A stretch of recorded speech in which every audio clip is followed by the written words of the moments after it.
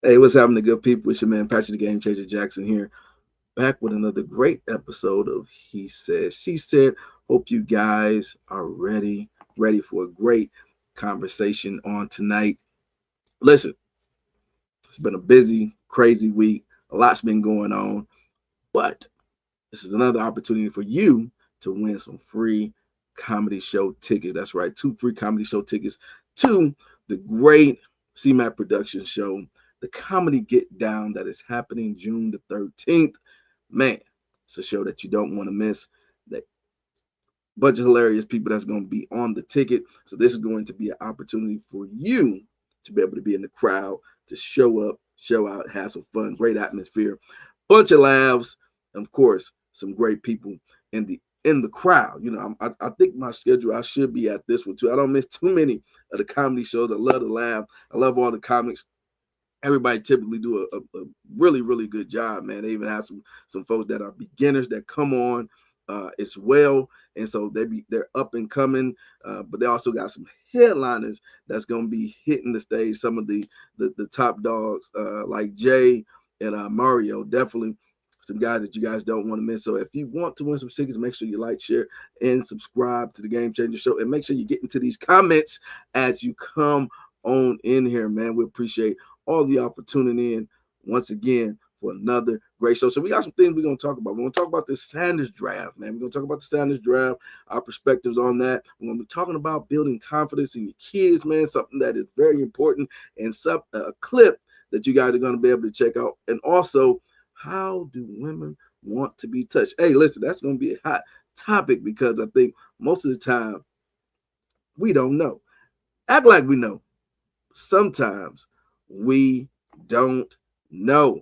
So we're gonna get some insight on that too, man. It's gonna be a great conversation for you guys to be able to participate in and be a part of. Man, it's definitely uh, one of the things that we love to do is just have these types of conversations on a continuous basis, and people like you guys make a difference for us to be able to do so. So, man, as you guys tap in, make sure that you like, share, and subscribe to the channel and get into those comments as we have this conversation going on so that you have the opportunity to win some free tickets. Also, great announcement, real quick, before we get started. Um, have the opportunity to be, I was selected to be the keynote speakers for CSUB Black Grad that is happening this Saturday. So I'm excited about that. It's definitely going to be one that you don't want to miss. I'm going to be bringing some heat to that conversation, getting on the stage doing that. So I'm definitely excited about being a part of CSUB bringing me in to be a keynote speaker. It's definitely a huge honor to be able to do that.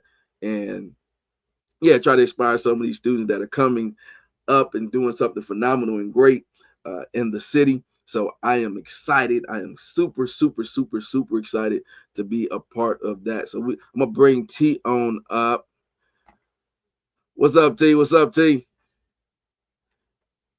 Up, you muted. You muted, T. I am so muted.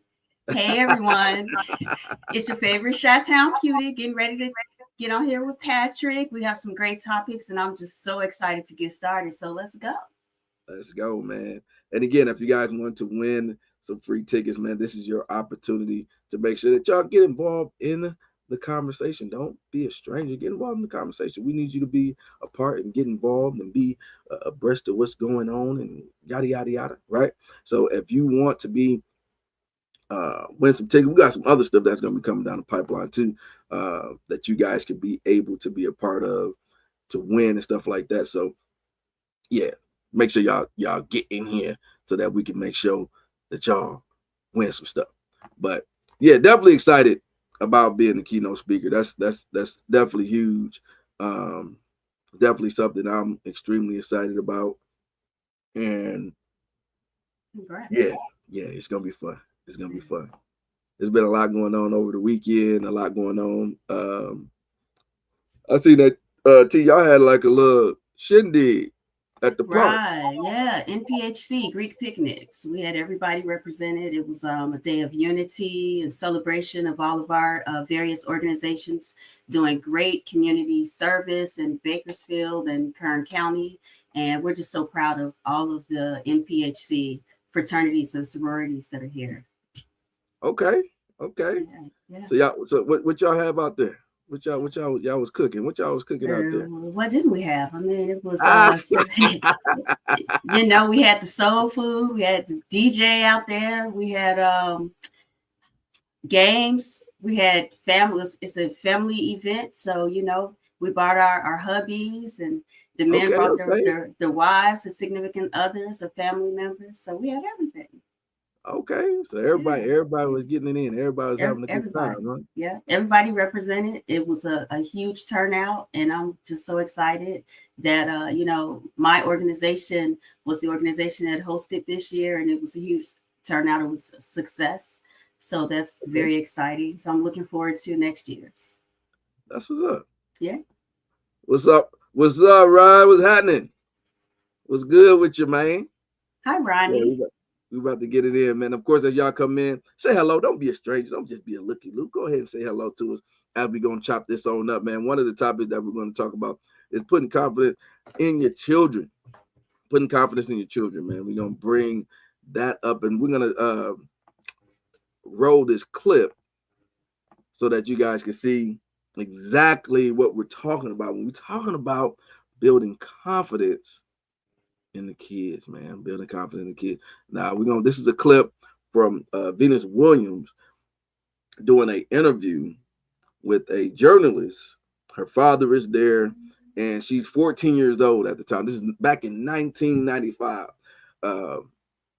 So just to set the scene for you just a little bit, she's 14, right? She's doing this interview, and her daddy is right there with her. Let's see how this plays out. I know I can beat her. You know you can beat her. Very confident. I'm very confident. You say it so easily.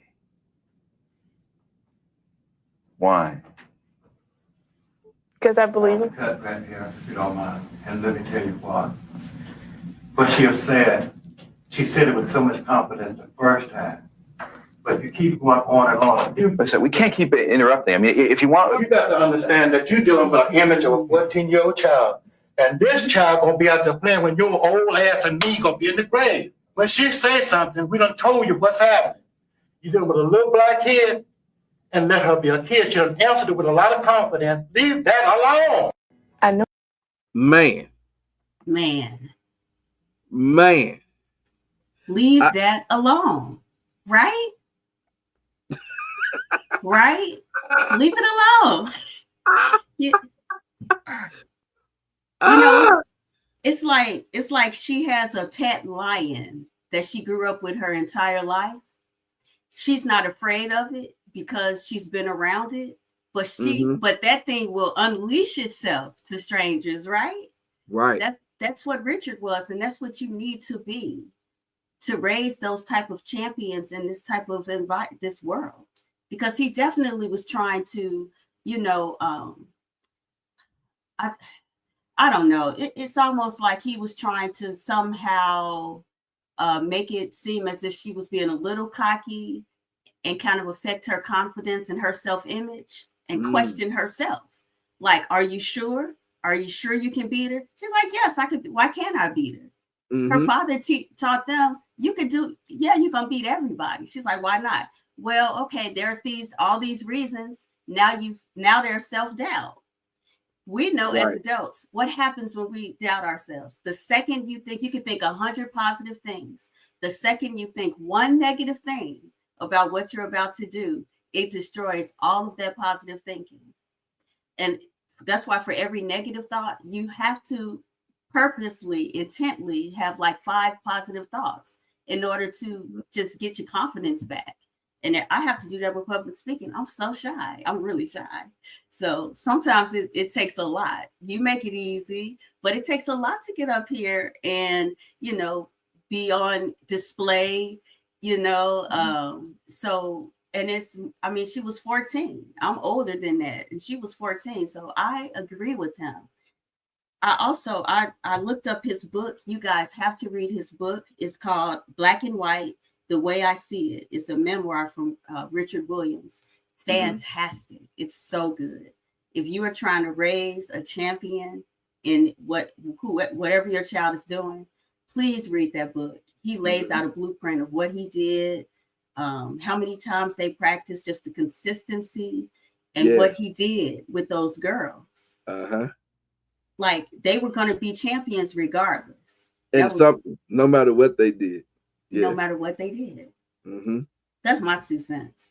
And the part that's the most people didn't catch that. Most folks wouldn't even see that as a problem, right? When doing an interview. But he was so in tune with making sure that their confidence stayed high. So he built them up.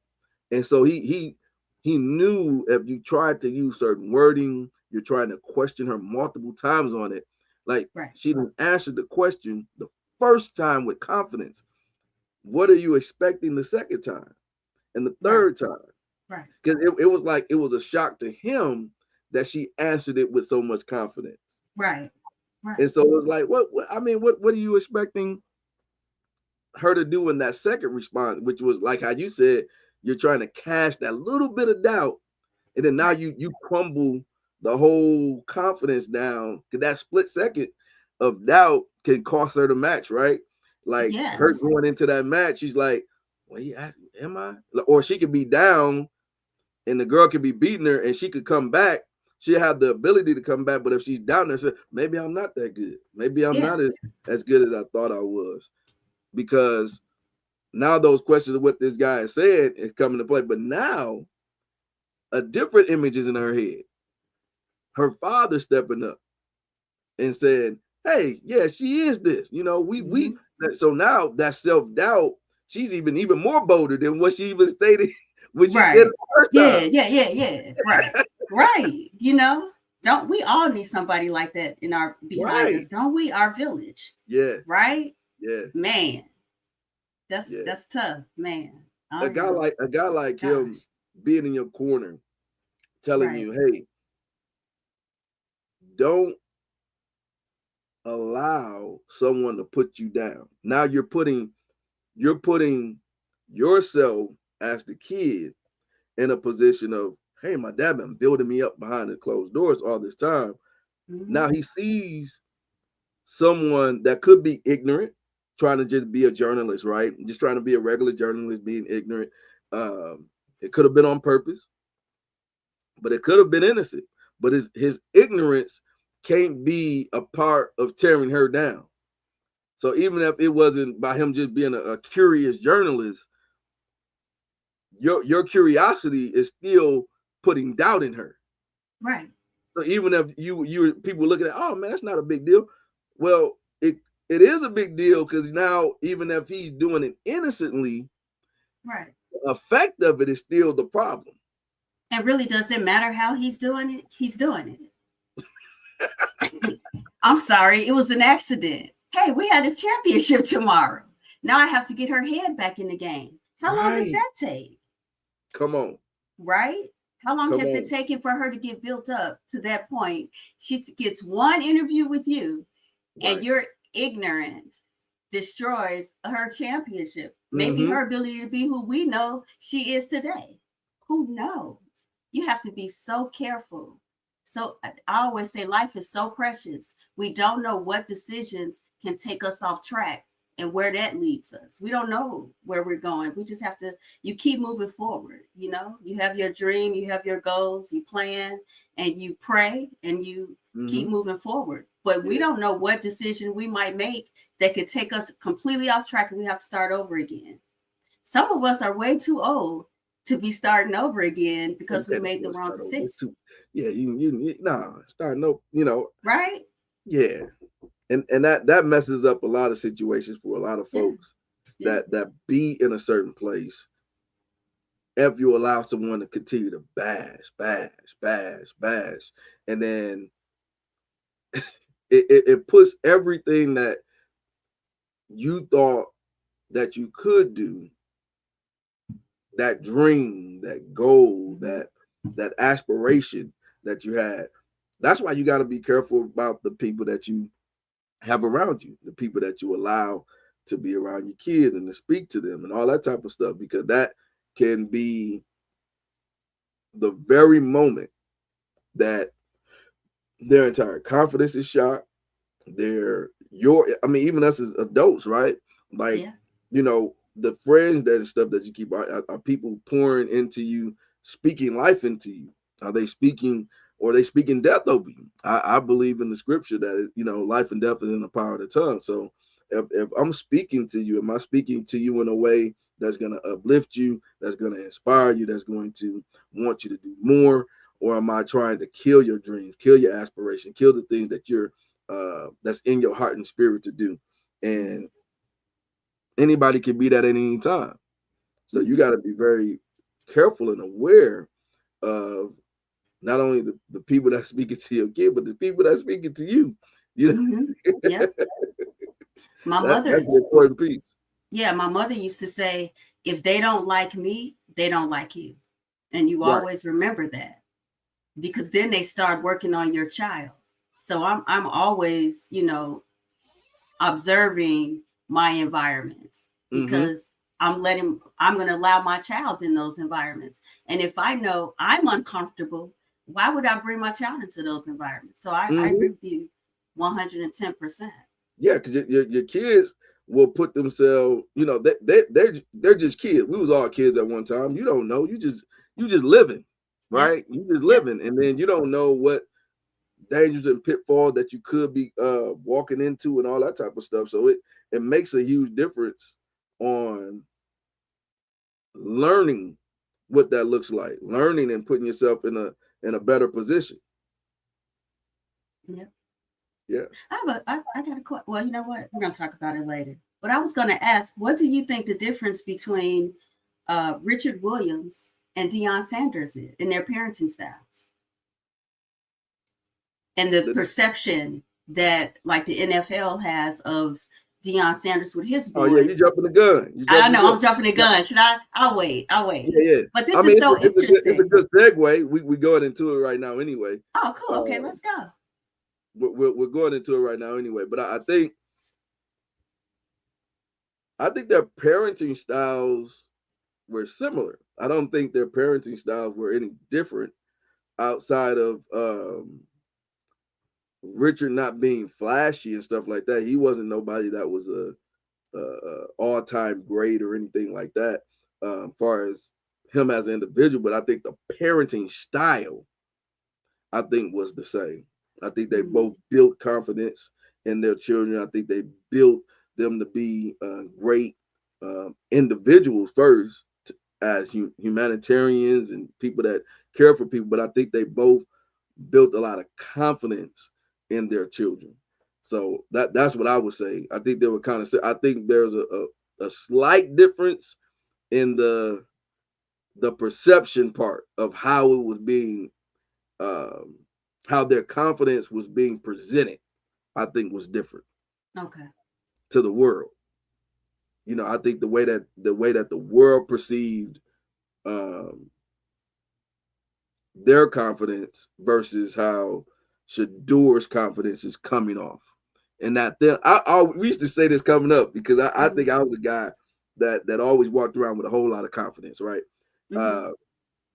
And we used to always say there's a thin line between confidence and cocky. It's a very thin line. It's a threshold that's there, and it's very thin, because you gotta have a lot of confidence to where sometimes cocky is needed in order to overcome some of these things. And so, but sometimes the confidence and the cocky part can have you miss out on some things. So it's a super thin line on who you come across and who you're dealing with when it comes to your confidence and cocky level. Like it's who is stomaching it, who are you presenting that cockiness to, and are they perceiving what you're showing them as confidence or cocky? And you know what's interesting? I've been around like a lot of people who are not Black, and a lot of Black people in situations, Blacks are the only ones who have that saying. Like I've heard that coming up too, but we are the only ones who say that there's a thin line between confidence and cockiness. The others just assume you're confident. They just assume if you're in those arenas and you've worked hard and you've gotten to those levels, that's how you're supposed to be. That's what it takes to maintain. That's what it takes to be a champion. We're the only ones who say, hey, now come on, humble yourself. We'll tell you to humble yourself before they can even get to it. We humble each other. And that is a tool that is used to humble us. In my opinion, that tool has been used very negatively in our communities to kind of make you feel a little bad for trying to want more.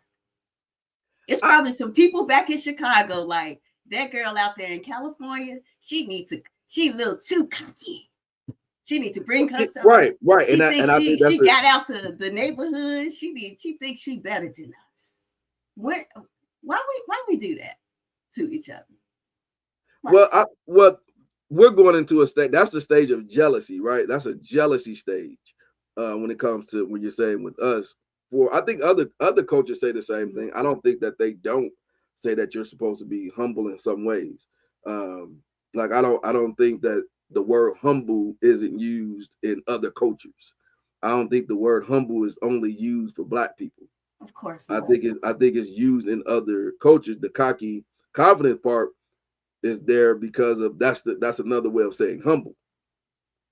Like you gotta be a little bit more humble. You know, you have to make sure that you show some, you know, that you're humble. I think there's a line that's there in everything. There's a line that's there in everything that we do, no matter what profession that we're in, no matter if we're going to be involved in something that's a play or a skit or being a part of, you know, an organization. Like there is still personality traits that there has to be a threshold turn somewhere. People off. Yeah, that can turn somebody off. So it's like we can't say confidence is just whatever. Like there has to be a threshold that's there. Just like humbleness. Humbleness, there's a threshold. Like you can't be so humble that you allow yourself to become nothing. Like some people do. Some people that's do, what I'm saying. And that's what's acceptable. That's what's light. Yeah. I have a question.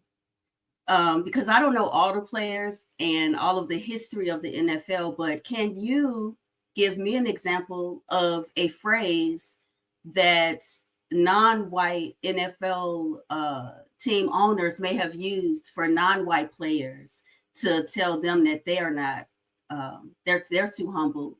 They're too confident and they're not humble enough. You know, like we have that phrase. Is there a phrase that they have used that you recognize that's them trying to say that person is way too cocky, is more than confident? That non-white for like a white person talking about a white player. Has there ever been a white player who they thought was cocky? And that they said they're cocky. We're not putting them on the board. We're not putting them on the team. Say that one more time. Has there been a white player that they're not putting them on the team? They're not putting them on the board, giving them an opportunity to be drafted, and you know, in the same ways that they did Shedeur. You know, because like Kaepernick. I'm sure there has been, but again, we're talking about based off of. We're talking about Shedeur. No, right? Give me an example, because if it's common, you should know, right? But we have to give the comparable of the marketing and publicity. Everybody don't have his publicity. So this white boy that's saying that he's cocky, he don't have the shine that Shedeur had. Shedeur went to he went to Jackson State. Jackson State never had that type of publicity because of his daddy. Yeah. So we can't compare another player that don't have the same publicity and say that didn't happen, because we wouldn't know, because we don't know him.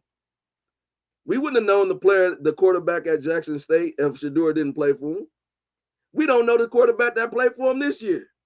So they're under the radar. If Correct. that's happening, it's under the If it's radar, happening, so we it's don't not know getting the about it. attention. Okay. Yeah, we don't know about them. That's all. We just Yeah. they're a person that they write off and be like, we don't care. But because Shedeur has so much publicity, then you're gonna see everything that's spotlighted, everything that goes with it, on with it that's spotlighted. Now, Ronnie said this. He said, "This is a good conversation.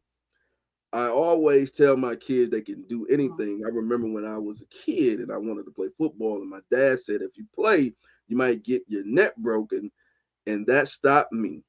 But when I got to the 12th grade, I did play, and the coach told me if I would have played my freshman year to my 12th grade year, I could have went D1. I agree, Ronnie. You a big joker, and you got quick feet. And I'm telling you, listen, you could have played fullback, running back, man. Listen, that they would have had their hands full with them, Doc. They would have had their hands full. Sorry, yes, sir. I Ronnie. definitely believe that. And his comment is so important because sometimes, even us as parents, right, we can stifle, our kids' opportunities, like he's saying. Mhm. You know what I mean? Like him.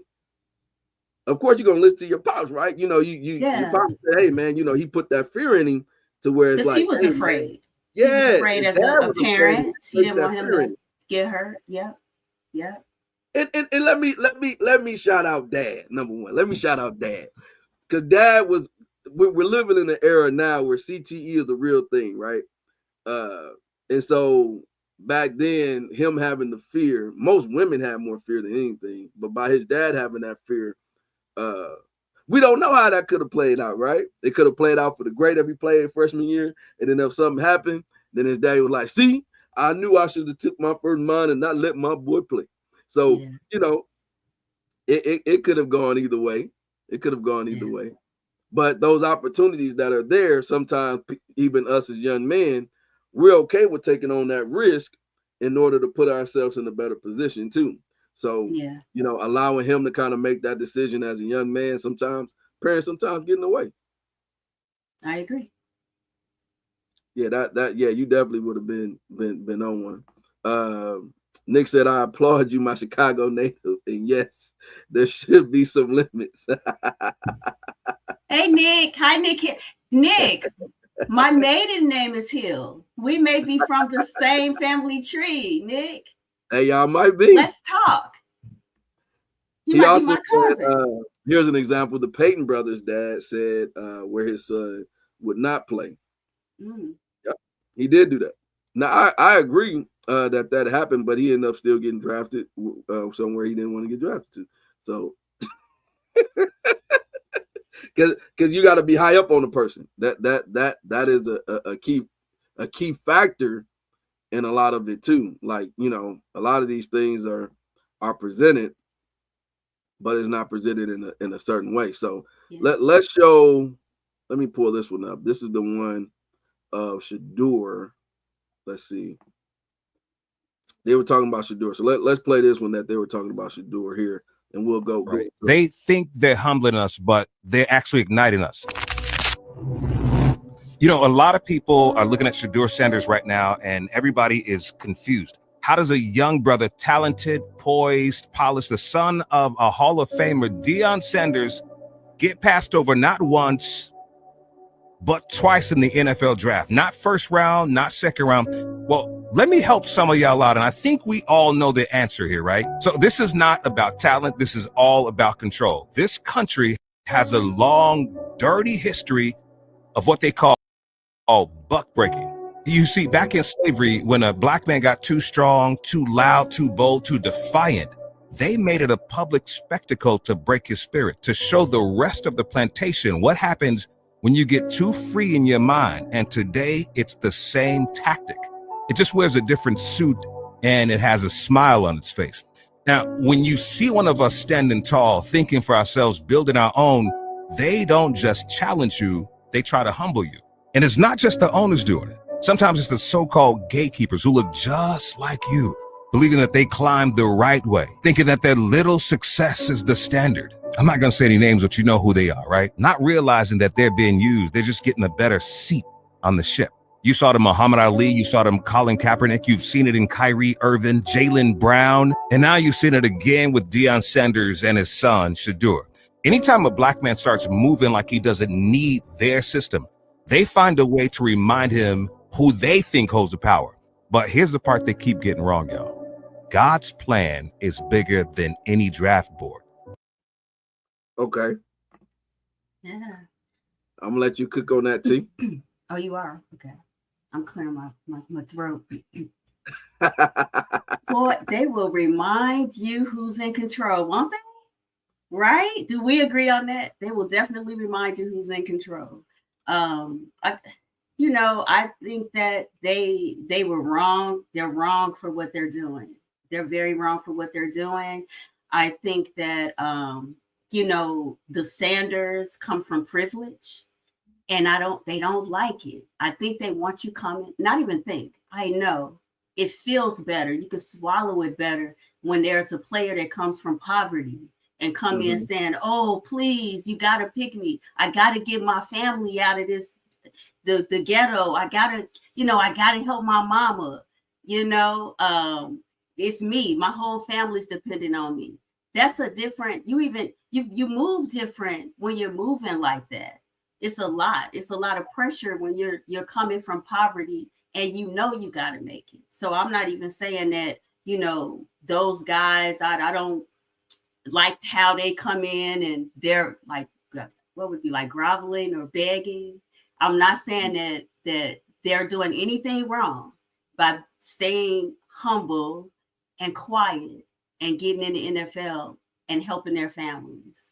But I am saying that I think that the people in control like you better when you come in like that, rather than coming in from privilege. And let's just take out privilege.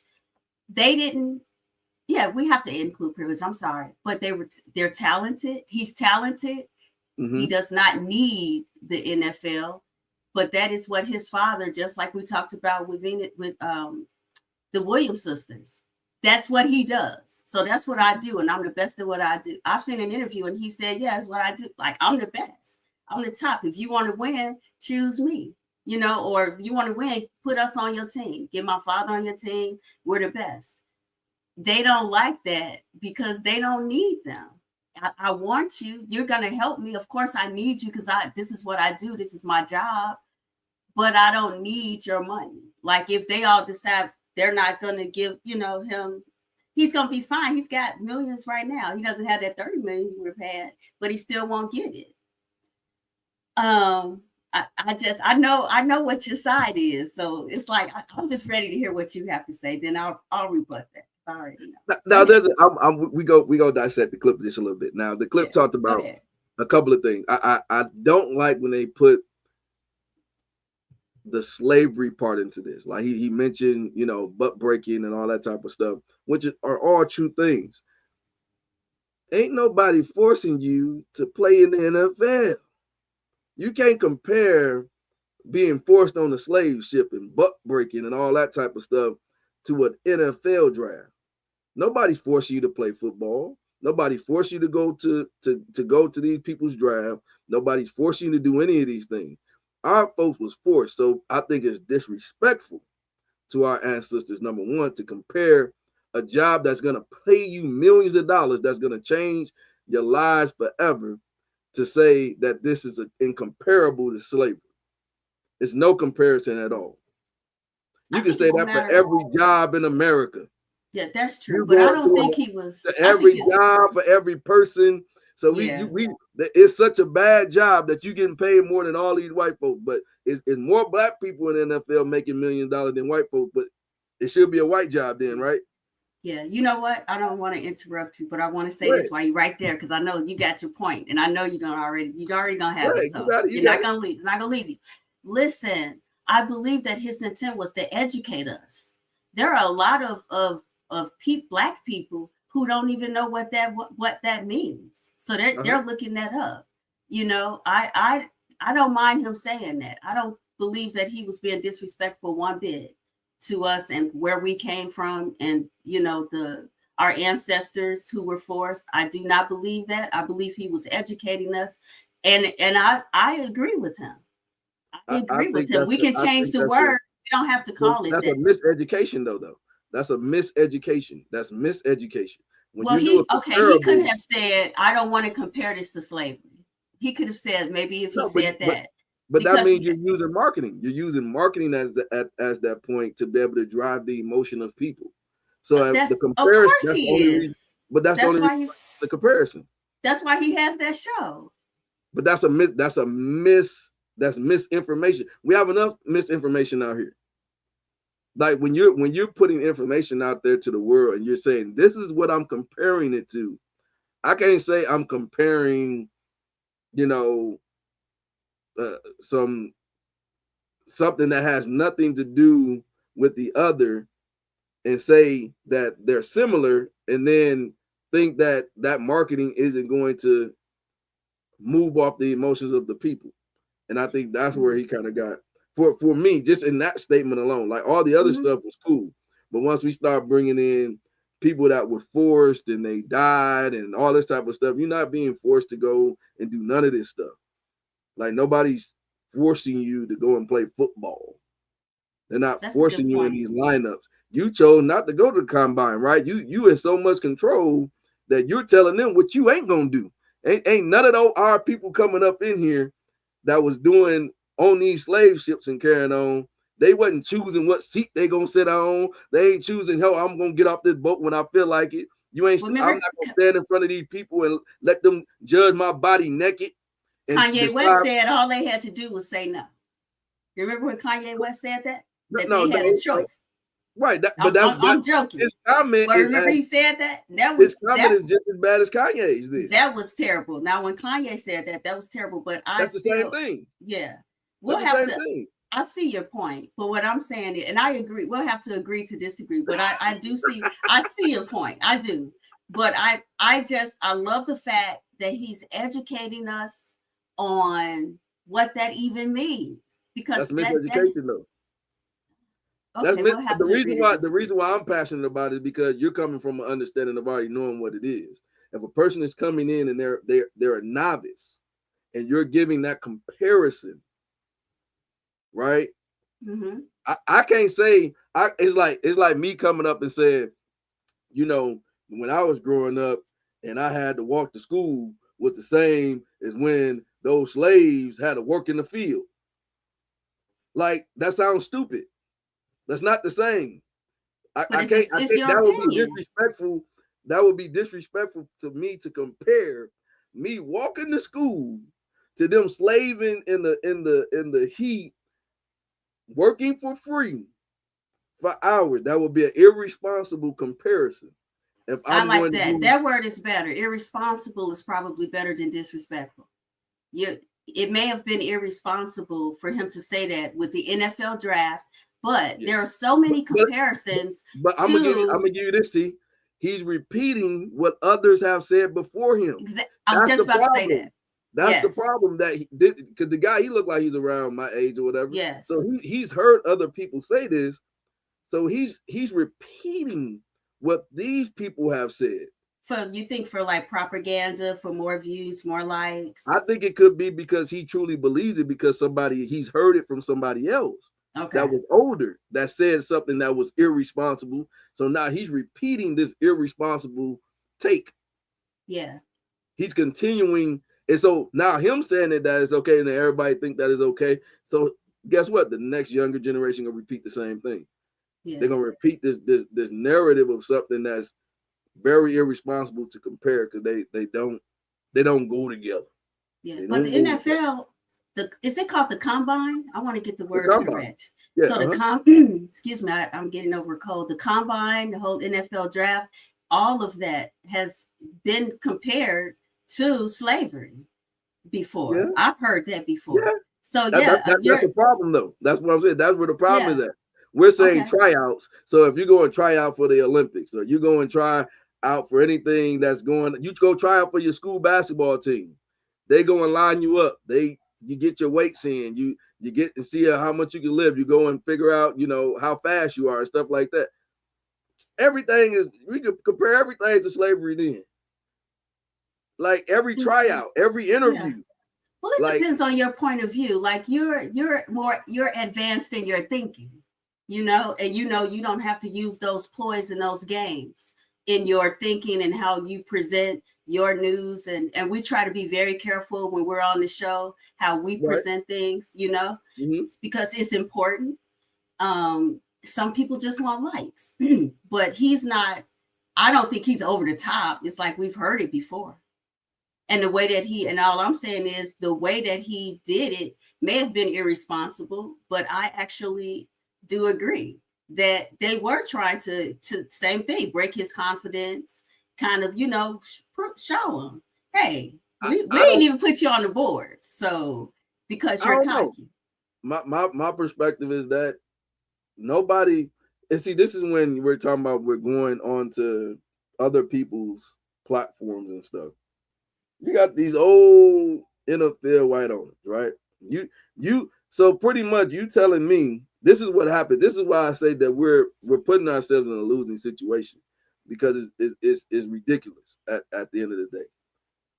That these are people, that's their company, it's their business, right? They ain't got to hire you, right? They ain't got to hire you. We coming on here like, oh, if I go apply for the school district, if I go apply for Macy's, or if I go apply for Amazon or somewhere, that because I'm such a great person and I'm going in there, I can go in there any type of way because I'm Patrick Jackson, right? And you should hire me because I am who I am.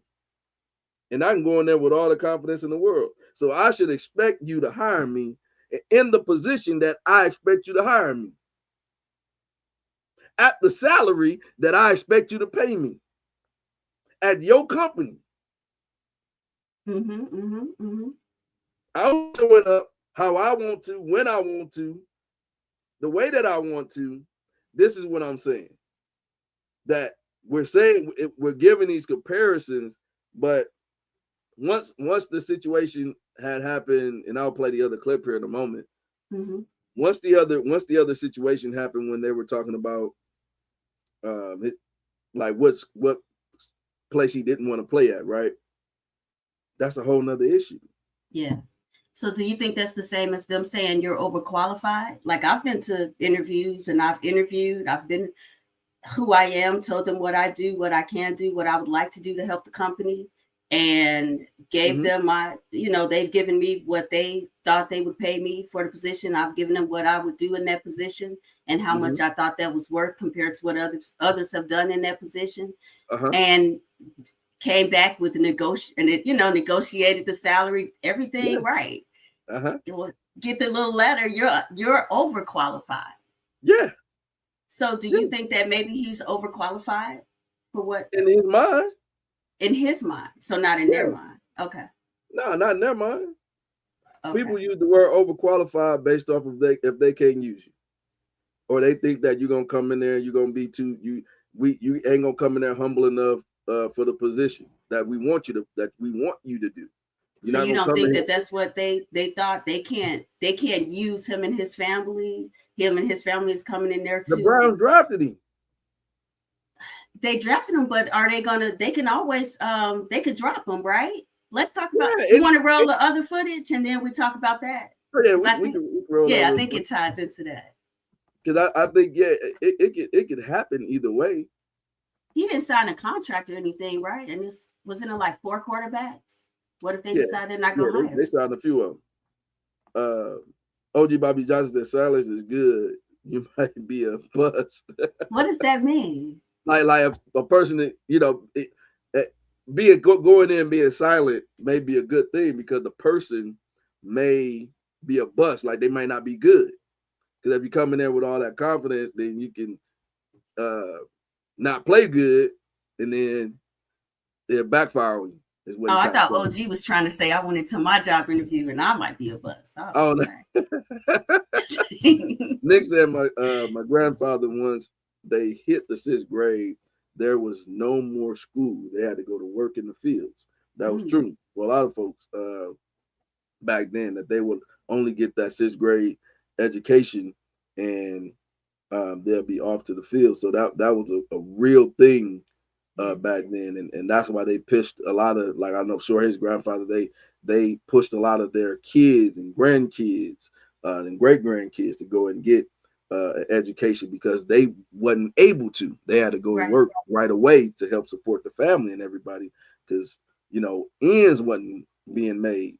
It's almost like we almost getting there today. Shoot, to be honest, we almost getting there to where see, like, these salaries and stuff ain't hitting the way it used to. But we're gonna play this one right here. Check this out. Uh-oh. Hold on.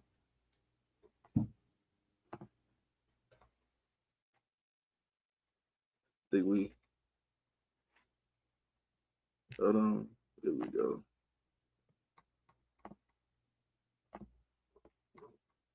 Let me try to go up here. To take him off. I don't want that guy. Shedeur Sanders just torpedoed himself. His attitude off the field at the combine, his dad didn't help him either. He was on podcast talking about, this is my son. If I can get him to where I want to get him to, I'm going to do that. But, when you listen to this kid talk right prior or at the combine about if you want a new culture in your locker room, I'm the guy to do that. I can turn it around. I mean, he's very high on himself.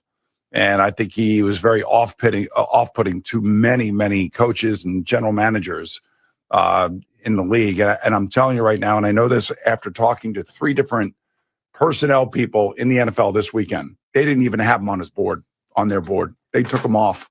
And they took him off because the owner said, take him off. I don't want that guy. I don't want this entitled person on our team. And I don't blame them. They took him off. If you ain't trying to change the franchise or the culture, don't give me. So you should know history repeats itself over and over and over. And I've done it over and over and over. So it should be no question why NFL franchise should pick me. You think I'm worried about what critics say or what people got to say? You know who my dad is? They hated on him too. So it's like it's almost normal. Without people hating, it's not normal for us. So we like diversity. We like everything that comes with the name. That's why we are who we are. If you ain't and they took him off because the owner said, take him off. I don't want that guy. Shedeur Sanders. So that's something that they said. Yeah. That ties into the whole concept. Like, they took you off the board for those reasons. Now, do we have an understanding that that there are racist owners or people? We can't be naive to that, right? Like, that's a real thing. That's a saying that's not a real thing. We're not thinking that we're living in America. Like, it's a real thing. These guys are old, so they're not in their 30s and stuff. These owners in his 80s and 90 years old, so they've been they've been in the game a long time on how they want things to be done. And so even hearing that, right, great, the confidence. If you're a coach, right, if you're an owner and you don't want your culture changed, so what you saying? I don't want my culture changed. I know what I want my culture to be. Then obviously I don't want to pick you then. So now if I'm another franchise that don't want the crowd and the hype that comes with you, all the diva stuff, all of that shine and pressure, I may not want you. If all of these things are being expressed, that could be a problem. I'm not saying that those people are right. I'm saying that they wrong. But again, they wrong. Oh, okay. Yeah, but it's their company. It's their company. That's the part that I'm saying. You can't go in telling a person how they gonna run their stuff. True. And you out the back coming in saying what you ain't gonna do, how something ain't gonna be, that could become problematic for some people. And you see, it's a misunderstanding of our culture once again and how we express ourselves, because a lot of the things he's saying, he's just talking. He's just, you get up there, you shooting your stuff, as they say, and he's running at the mouth. He's a young guy. He's fly. He's talented. He has money, privilege. These are good guys. He's a good guy. I haven't heard them in any type of trouble. He's being who he is. So let's say if he came around us, we wouldn't say, "Oh, he's so cocky." We'd be like, "Yeah, that's our boy. Okay, you going? All right. You the one. You not the two. Let's go. We talk like that, and I think that sometimes it just needs to be more brown people involved at these higher levels. At the higher levels, the decision. No, these are where the they're owners. making these Owners is decisions. making these decisions based off of what they do and don't want. And the owners don't look like us. They're not trying to understand us and understand our culture. And I agree with that. So if you're coming in knowing that, like, if we're smart, right? If we're moving strategically, if we're gonna move strategically, right? I'm gonna force you to do something that now, because if I bring you in, see, the problem is if I bring you in, you now have control. Because you're gonna, because all you can say now is, I told you what it was gonna be. You should have never drafted me. You saying that they have control? I don't think they'll ever have. They don't have. They've been shown that they don't have control. No, what happens is the quarterback position is powerful. It's the most powerful position on the team. Oh, you mean okay? Got you. They brought him in as the quarterback. You to represent the team. That means that I'm going to be investing in you, and how you're coming in is going to be important. Your interview process, how you're going to be talking to different people. If that's your press, right, and you've shown that out to the public, and you said, "Well, don't draft me unless this, and this," and then I draft you. Now you in control. You got free reign. I told y'all, it was public knowledge that this is who I am, but now I didn't give you all this money. Right. So now I either got to try to so that's part of the situation too. Like you got to go. And the other problem that I have with this whole situation is that what about all the other black players they drafted? What about them? Why we ain't saying that about them? Because they came in humble. Did they? I don't know. This is the only person I've been hearing about. That's my point. Right? That is my point. And because they're trying to change my perception of who he is and who his family is. No, he put himself on the pedestal and said that. But they didn't have to take that position. They could have accepted that. They could have said, "That's right. I love the confidence. Guess how much more money our franchise will make? Guess how many more African Americans are going to support, buy season tickets, buy his jersey from the NFL." They don't even want your money. They don't even want your money coming in. Thank you. That's racism, period. Why we got to talk a certain way, right? Why we have to be a certain way to come in, to be accepted? I think we are far removing ourselves from real society. What do you mean? And it's shocking to me. Now I deal with racism and dealing with real problems all the time, right? This is not a real problem. This is not a racist issue. Are there racist owners? Yes, but we're acting like majority of the NFL is black people. So it's confusing to me when we're using the Sanders situation as a racist thing when the first picks was blacks that was selected. Over Sanders. Now were they over more Sanders, talented? Right? So we're saying were they more Sanders. Talented than Sanders? Yes, they were already predicted to be better than him. Travis Hunter, a teammate of his. Okay. A teammate of his. Are we saying that he ain't confident? Now, here's the thing. I'm just asking the questions because that part I am unsure of. So I'm just asking, like, I'm not asking because I have a rebuttal. I seriously wanted to know, were they more talented than him? Yes. I'm not proving a point or anything. Okay. Yes, they were more talented than him. Okay. And so what is your point with saying that? Like what? I'm saying that we're making it seem like they're not drafting black people. And we're automatically saying that they're not drafting confident black people.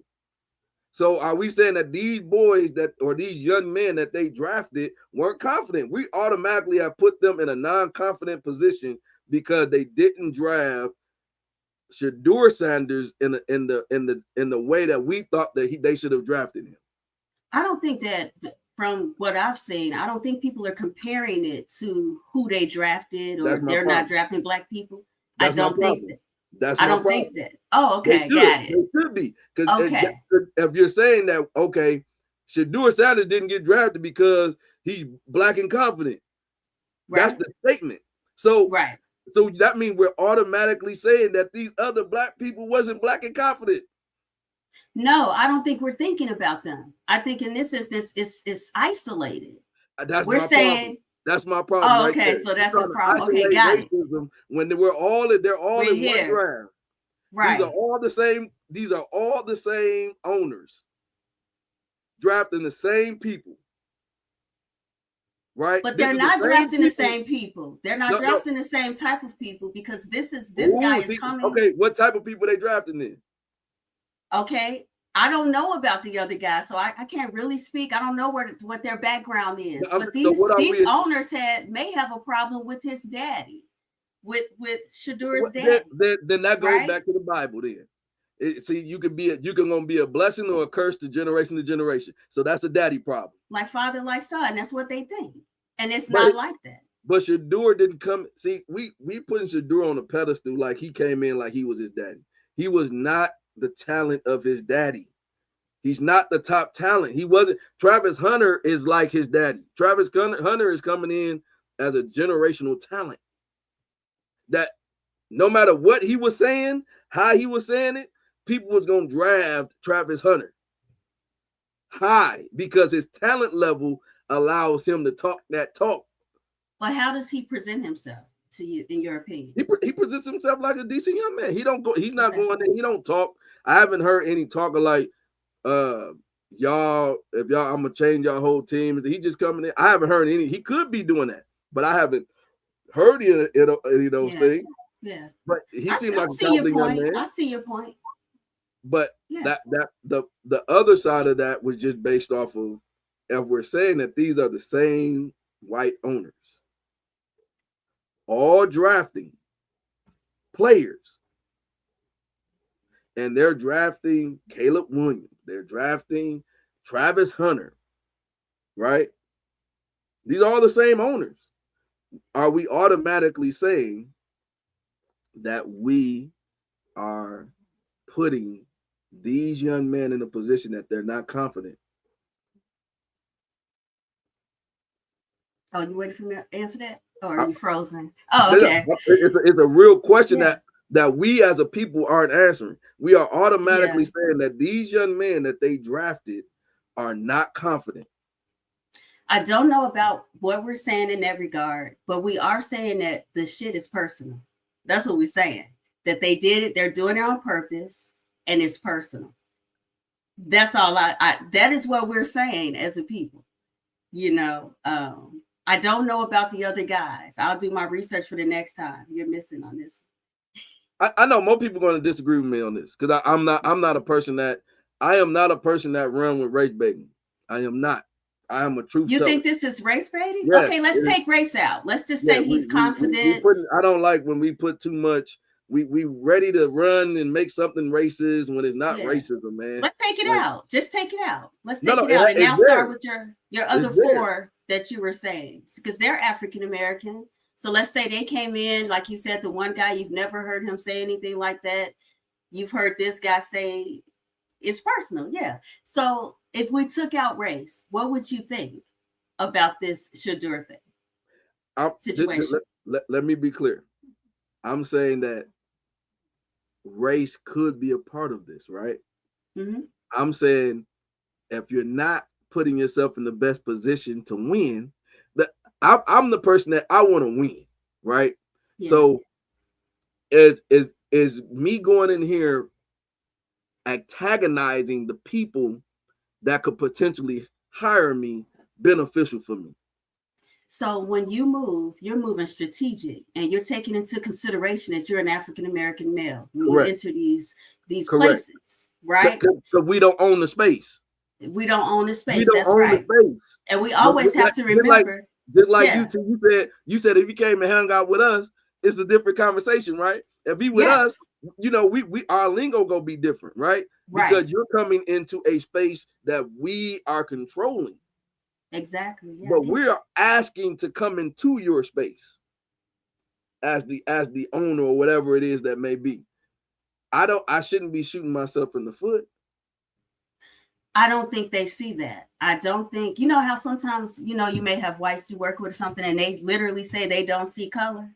I think people can get to a point where they have so much money and privilege, no matter what color you are, you don't even consider yourself. Remember, OJ said, I'm not black, I'm OJ. There we You go. remember he said that? Mhm. I don't think that they move like me and you would move right Who is now. that? I don't think that when you get to a certain level in status or influence, that you're really taking those things to consideration, because the people around you in your circle who may not look like you, they all kind of put you on a pedestal.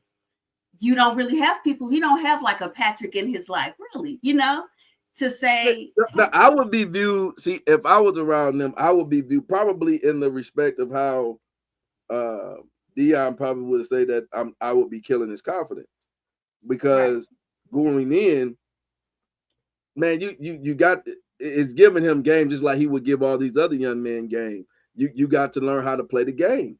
You going in dealing with people, even if you going in knowing that they don't like your daddy and all this type of stuff. If you going in knowing that, you and I, as very sensible people, are going to go in strategically. We're not going to go in and act like, oh, well, you better do this. Now you like you trying to punk me now. So at that point, as an owner, oh, you gonna punk me? You think you're gonna punk me into doing what you want me to do? Oh no, but you've already called me racist. You already called me all these other things. How are you helping the situation? Yeah. So how do you want him to act? Because he's grown up around his father his entire life. So that's all he's saying is this confidence. What do you think he could do? Why would he change himself? Like, that's how they were raised.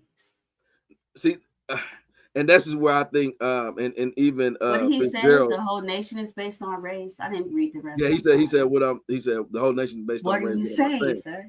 And I'm gonna answer both of y'all questions at the very same time. Mm-hmm. One is that yes, it's based off of race, and as we know, as a people, we have to move strategically. The way, in the answer to part of T with your question, his upbringing was phenomenal, was great. Now your upbringing now can backfire on you, because you're going there and telling them what you is and is not going to do. Yeah. Oh, yeah. Because it was comments. Even, man, I got to bring up the clip. Like, even his dad was stating, when they were mentioning different teams that could potentially draft him, his dad, oh no, oh no, he was making comments like that. So they know he's listening to his dad, right? So you're already turning certain teams off. Let's break this whole thing down too. There's only so many teams that need a quarterback, a starting quarterback at that. Okay. So all the Patrick Mahomes and Jalen Hurts, all of these franchises, they don't need a Shedeur. They're not looking for a quarterback to come in. So you're already limited to the amount of teams that you're going to be able to be drafted to, because those teams already have their franchise quarterback, right? Mm-hmm. So now you're looking for opportunity. This is a very bad time to be coming in as a quarterback. So you got people that are, you got Lamar Jackson. I mean, you got all these quarterbacks that are already established in their spots. You have to find a team that are in need of a quarterback for you to try to get a starting spot. And guess what? That's going to be on a sorry team, right? It's going to be on a sorry team. Ain't no great teams. You got Josh Allen. You got all these guys are already franchise top draft picks. With their teams, right? Okay. So you're limiting the amount of opportunities you have to be drafted. Then you're stating, his dad is stating, I don't want to play with these different teams. Mm-hmm. So then at what point are we breaking this down and saying that this is racism? When you only got maybe 5 teams that could be interested in you. Yeah. You broke that down. You did. So it's not like It's interesting. a plethora of jobs available. Then you got other quarterbacks like Caleb Williams that they already deemed to be better than you. So that's a very interesting point. This then is you a got very other interesting teams point you make. that have quarterbacks that they're developing and they want to bring in other people in other positions like a Travis Hunter. So they're not in need of, their top priority isn't to draft a quarterback. They need other personnel that they want to draft. They want to draft a defensive tackle. They need an offensive lineman. Maybe the team is like, maybe if we had a better offensive lineman, our quarterback that we have could do a better job because we didn't block for him enough. So question. Yes. Were all the white quarterbacks better than Shedeur as well that they drafted, in your opinion? I don't know. I don't know. I think a few of them was kind of close. I think, some of the other quarterbacks could have been better. I think he was better than probably some of them. But then what position are they wanting him to come in at too? So like him coming in as a third string quarterback. Now is that a slap in the face to him? Like if the other team was drafting him, right, that could have wanted him. He's not coming in to play. So is he going to be upset about coming in there and he ain't going to play? But isn't he? Why do we need to draft third string now, or third string or so? Again, that goes back to the team that was willing to draft him like that. Okay. That's willing to deal with that headache. Because now you're saying, oh, we're going to have to put him in and all this type of stuff. Like if that quarterback ain't playing well or you're trying to develop him, then you're going to have the crowd yelling, put Shedeur in, put Shedeur in, put Shedeur in. Do you want that for your team? So, yeah. Yeah. I don't even know what the question was originally, but that's an interesting point of view that you made. That was something that I didn't consider, but that's a very interesting point of view. Because more people aren't looking at that. These are limited jobs, right? It's not like it's an Amazon warehouse job. Like it's 1,000 jobs available for people. So it's like maybe 4 or 5 spots available, and all of these guys are working hard to try to get these spots. Yeah. Right. It's a million young men trying to work hard to get these spots. And these spots aren't just guaranteed. And we have to be real about that point of it. And then when you go up and then you don't do the combine, and now we're saying, oh, other players didn't do the combine, but then we're saying, okay, what was the draft situation? Was this person high enough to where they were like, this person is going to be a franchise quarterback? Nobody has stated him being able to change a franchise, right? Nope. There hasn't been any prospects that were like, oh, this person is going to come in and change everything. Like even a person like Tom Brady that came in, he was late in the draft. Like nobody thought he was going to become Tom Brady. He wasn't a number 1 pick. He didn't even go in the first round. That's what I heard. I think he was like if I'm not mistaken, a third round pick or something like that.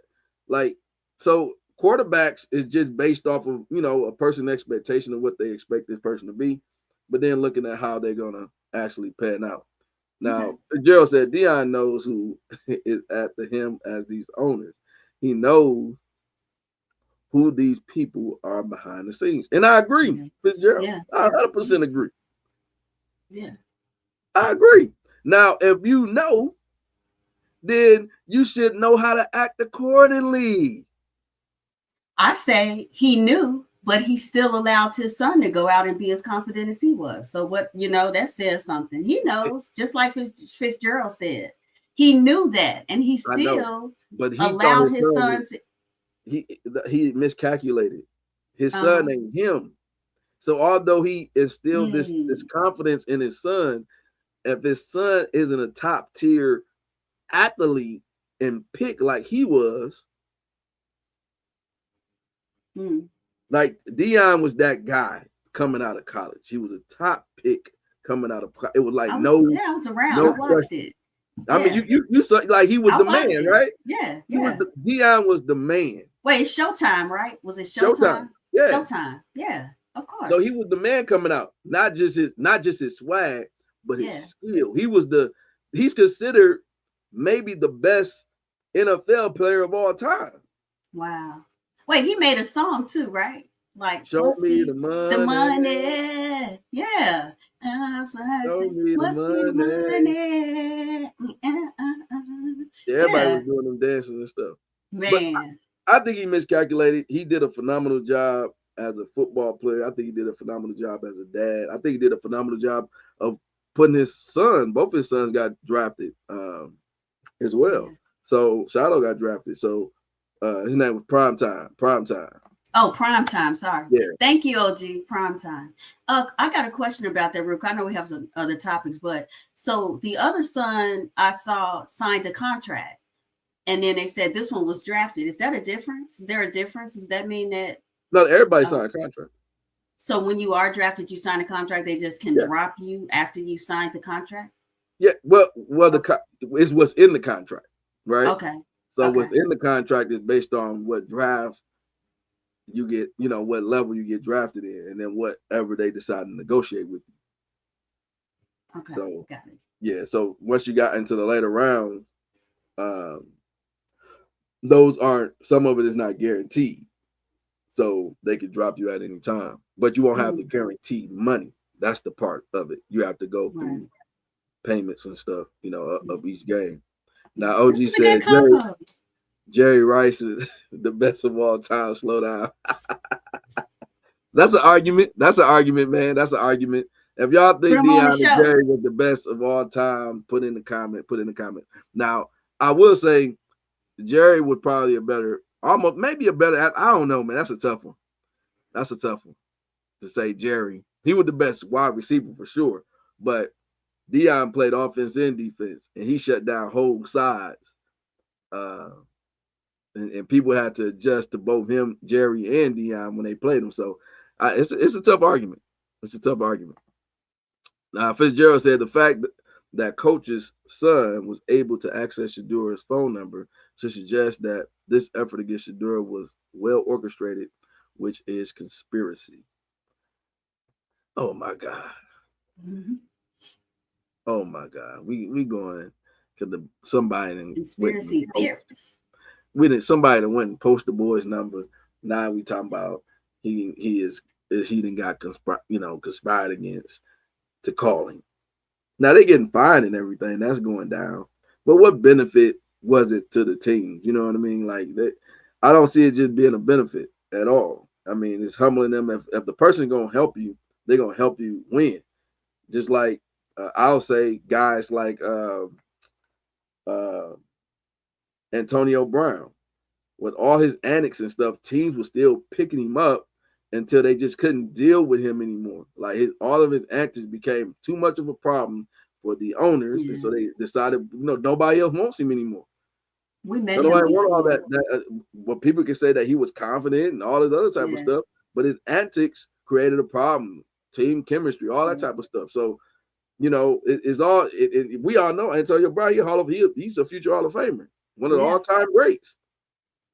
And he's really quiet in person. Like when we met him before as a family. My daughter did a commercial with him. He's really quiet in person, like very quiet. You wouldn't even know that he was the same. Like if you didn't know who he was, he doesn't like present himself as, "Hey, I'm all of this. I'm Antonio Brown." He's really quiet. Yeah. Right. Now, OG said most guys would be on the practice squad. And that's the stuff that they don't tell you, right? It's so many people that goes through this particular draft, and we're saying racism and all that stuff. So, yes, it's there. It's all over the place. It's at the schools. It's happening, man. It's happening. Yes. But how you conduct yourself when you go in there is going to be important. We're saying that he's bucking at the system. He's bucking at the system. Okay, how did that work out? Now he lost millions of dollars from bucking at the system, right? Like he's bucked, and it's their system that y'all are all continuing to support, right? It's not like you're going and making your own NFL, like your own football league, and then y'all can pay yourselves and do all that, right? Like we're saying their system is not It's just more people that still getting. There's more people that are still getting drafted. Oh, Like it's black people getting drafted, and we're saying that this black person is so special that because he's confident, they didn't like it, and so there's racism towards him because he's black. But they drafted a lot of black people. I don't think we're saying all that, but I get you. I hear you. And I'll agree to disagree on some points, but a lot of the points I understand where you're coming from. Better than getting picked up. Mm-hmm. What's better than getting picked up? I don't know. You got to go ahead and explain that. Must be something we talked about before. He said Brown got paid and went loco. Yep. He got paid. Yeah. But he didn't. But think about it. He didn't get paid. He didn't get paid. Brown didn't get paid when he went to I think when he went to New England. He had like all he had to do was wait, like I think if he would have kept his composure for like I think 3 weeks, like 2 or 3 weeks, he would have got a big bag. But they had the ability to cut him, and he was just stupid. He missed out on like I think he missed out on like 30 million or something like that. I remember reading that. It was weird that he did that. Now Fitzgerald said this is WS at its core. Antonio made money for them, big money. When the money slowed down, they sent him packing. Oh God, they sent Antonio packing because he wouldn't stop the annex, man. That was creating problems for the team. It's like having a great employee at your job, and then they continue to do like crazy stuff at work. That person can be a great employee, but then if they're making problems for the other staff members, then you got all these people putting in complaints on this staff member because they're a great worker, but then they're causing up trouble and they're over there spitting in people's food that's left in the refrigerator. Like they're doing all little crazy stuff, but they're a great employee. And then they fire them, be like, well, I still get the best numbers and stuff. Well, you're still creating a problem for the morale of the entire place. But everybody's different. Sanderson is 6'2" Kibu. He doesn't fit the measurements. That's true. Drafting versus being signed. Oh, that's what he was talking about. Now I forgot what he said originally. I agree with that. Yeah. Mental health slowed down the money. Like OG even said, the number one pick was black. But we ain't talking about him. He ain't confident though. We're not saying that he's not confident. You're saying you're putting those words in our mouths. Yeah, I sure will. Taking this because position. Because y'all putting and in the that's words. Very irresponsible of you, Patrick. You're putting those words in our mouths. We didn't say that those other people are lacking anything. We're just talking about right now. We're just talking about this situation. But it's like saying Black Lives Matter, and then somebody else comes and say, "Wait, all lives matter." No, it's right? not because if I'm not talking about another black life, that's different. Saying all lives matter, and if I'm coming in and saying, well, what about this black life? That's different. That would be the same thing. I'm not saying another race of person. I'm saying this other black person. Okay, so but what if somebody then dissects that and say, well, how black you mean? I have 13%. Does that part of my blackness matter? We're not doing that. We're just saying it was on purpose. They're doing this on purpose. We're not dissecting what they're doing like you are. Black saying. though, right? Because he was black. It's so many other, because he's rich and black. We could say all kinds of things because of who his father is. Because he came in with demands that they didn't like. I'm sure there's white players that come in with demands. My daughter is in entertainment. Those white parents come in with demands all the time, and they get what they want. I come in, and I'm like you. I know what you're saying. We have to come in differently. I'm telling you. Sometimes we have to accept a contract and say we'll negotiate it later. Because when we come in and say we want to accept that amount, we're told we'll find somebody else. I'm not sure what the other conversations are. I just know that I get what you're saying. It is different when we come in that way, but I've never come in with $1 million behind me, walking behind me, with a family that already has it, where I'm just having her act because she's talented. I don't know what that feels like. And all I'm saying is he's just a product of that. I don't know about those other 4 guys. We're not talking about them right now, but I'm sure that they have to be confident. But we are talking about them. We are talking about them. We can't. It's like, and I don't know why we're not as a black community that's getting behind this concept that is racist, right? It's like saying, okay, these people, you got this salon that won't do this black lady hair, but they in there doing 5 other black ladies' hair. So they racist. They racist because they wouldn't do this one black lady here. But they got 5 other black ladies in there that 2 of them just walked out, got their hair done. 3 of them is in the seat, but it's 1 of them that ain't getting their hair done. So we call it racist because the one didn't get their hair done. I don't think we would call it racist. I think that we would say they couldn't do all the styles. Maybe she wanted a style that they weren't capable of doing. No, but we moving the goalpost now. I'm saying we're using racism in this aspect that one black person wasn't drafted where we thought they should be, but all these other black people got drafted. Okay, a black person went number 1. Yeah. So why wasn't they racist towards him? I think it's the fact that they said we all talk. They didn't say we all talk, but it was like we all have an understanding, and there are some team owners who have decided to not even put him on the board. That now I'm back with the conspiracy theory. Y'all all talked about this. How is it a conspiracy when if I'm coming up saying, listen, don't draft me unless you want me to come change your culture. If I'm an owner that don't want you to come change my culture, I like the way my culture is. I just want you to come in and do what I tell you to do. I get, like, 2 things can be true at the same time. I understand what you're saying, but I'm saying, why can't he say that? I'm not saying that he can't, but you get the result for what you say.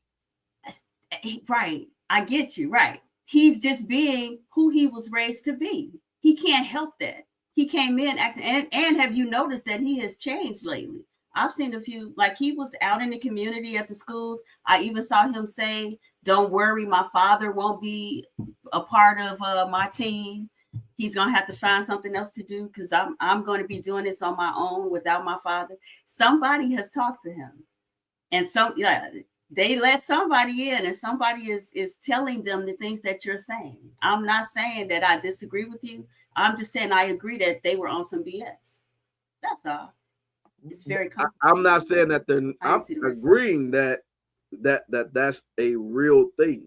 I'm not disagreeing that it's not a real thing.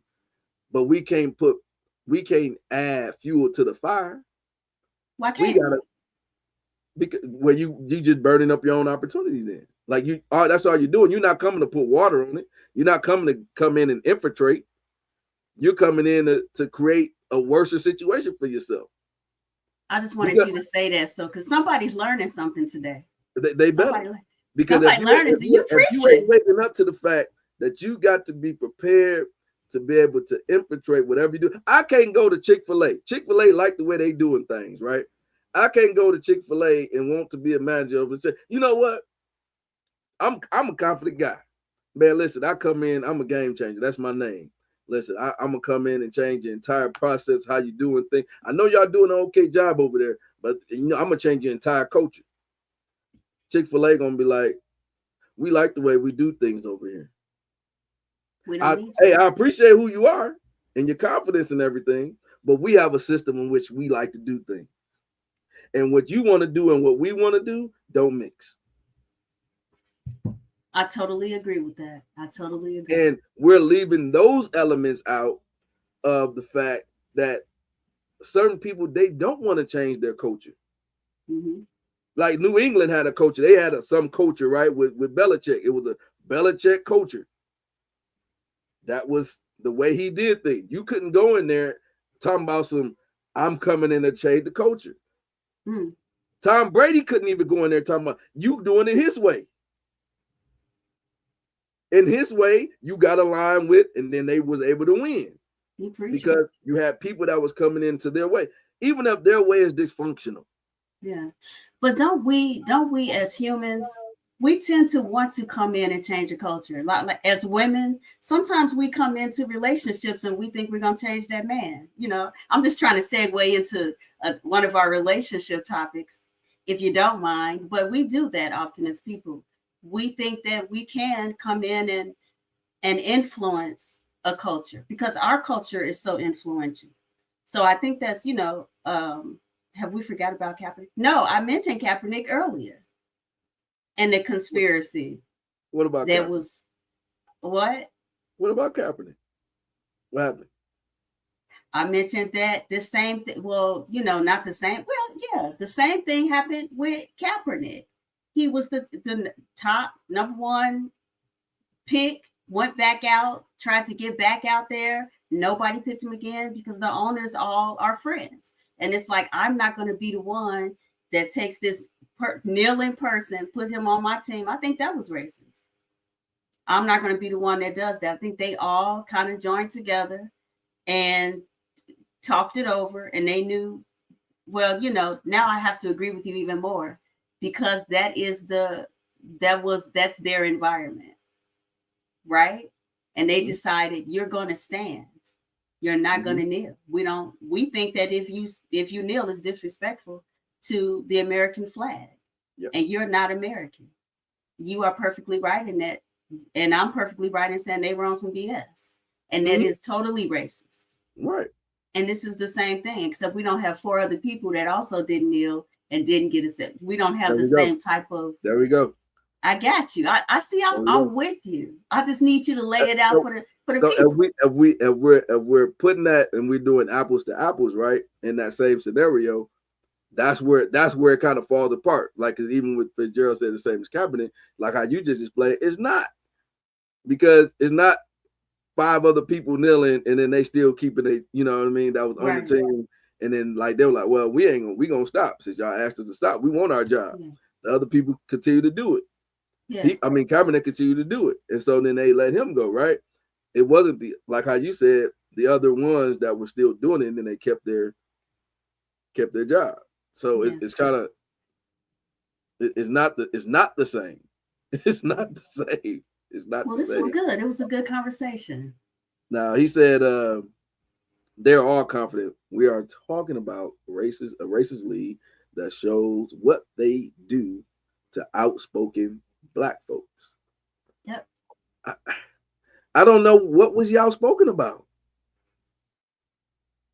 That's what help me understand that, Fitzgerald. What was he outspoken about? Patrick, not playing for certain people. And so you and Fitzgerald gonna have to call each other and talk about that because we have like 2 more topics. No, we ain't gonna make it. We ain't gonna make it.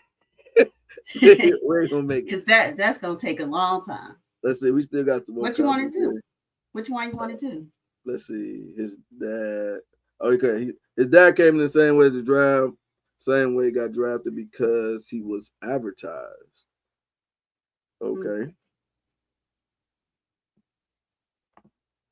He said, was it racist or was it about money? That's a good question. Was it racist or was it about money? Was it racist or was it about money? That's great. Him coming in with money, was that a problem? Was that an issue? Was that a situation with him coming in with some bread, with whatever he had going on? Was that a problem that he was, I mean, could be. That could be a problem. You probably want somebody that's hungry, that's gonna come in and do what you want them to do. You know why? Because you can control them. Because you can control them. I have an earphones problem.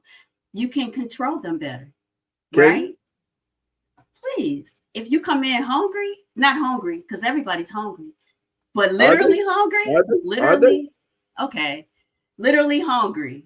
They can control you. You're going to do what they tell you to do because you don't want to lose that opportunity. This is a guy who he does not need your opportunity to eat. He's So eating do- very well. So do you want somebody that's hungry, that's gonna put in the work, that you know that's gonna be a dog for you, or you gonna somebody that can do with it or do without it? Now I haven't. Let me just say this: we all know he's not going to get on that team and let them down, right? We don't know that, Because he's not going to let his father down. That's what we do know. but what we're saying is we're missing a huge piece here. He only played for his father. And he's not going to let his father down, no matter where he goes. No only matter what played- team he's on, he's still playing for his father. He's still playing for his father's Maybe. legacy, his But father's dreams if it was whatever team, it wouldn't have mattered what team he went to. Hey, they were just throwing it out there. They're being cocky, throwing it out there. But that you cutting your own blessings then. Patrick, you still trying to talk about this, and we have another topic to Listen, talk nah, about. The people they want brought to up hear the other question. things. They brought up the question. They keep making comments about it, so we going in. Let's see. And he was mixed, so what did the white side of cabinet think? That was funny. He said Deion spoke on the racist owners and not his son playing for certain owners that run their teams with a plantation mentality, like Dallas. Right. Control is the goal. Money determines the journey. Mm. So you playing right into the point, Fitzgerald. If there are certain places that he feels like is a plantation, other teams that probably wasn't a plantation already got a quarterback. So how many jobs is available for him to actually get picked? So we gotta really view this thing in another position. Now, again, put in the chat if you believe that this was racist or was not racist. Let me know. Mm. And second part of this, do you think that the other man, Cameron Ward, that was drafted number 1, you don't think that he's confident? I want to know. Put it in the chat. I want to know. I want to know. So we're gonna go on. Last topic of the day before we get on up out of here. Now, where we at? Okay. Women, ladies, there's a question on the table. How do women want us to touch them? Fellas be ready to go and bang bang all the time and go and get it in. There's a comment. There's a conversation to be had about how women may want to be touched. Now, T brought this conversation to us. Let's go. And we're going to have this conversation Play that about footage. how women want to be touched. Here we go. Let's go. Cold fellas, our women want us to touch on them. And not just when we trying to get some. Go for a walk, hold her hand, slap her butt when she walk past just to acknowledge her presence. Sit down beside her on the couch or when you ride in the car and put your hand on her leg. Go up behind her in the kitchen when she's cooking and put your arms around her and kiss her on the back of her neck. When she's sleeping, roll over on her side of the bed and put your arm around her until she fall asleep. Or if she's already asleep and you go to bed after her, go over there and put your arm around her just so she can feel your presence before you roll over and you go to sleep yourself. Our women want us to touch on them. A lot of times, even when there's conflict, a touch from us as men can cause our women's emotions to regulate in a healthy way. A touch from us can go a long way. All right. Take it away, T. Hey, touch me, tease me, feel me, and caress me. Hold on tight and don't let go. I need you to regulate me. All of the things, regulate all the systems, my emotions, regulate what I wrote it down because I needed this to be right. My immune system, my emotions, my nervous system, my hormones, regulate the glands, all of it. I love it. I love what he said, and it's so true.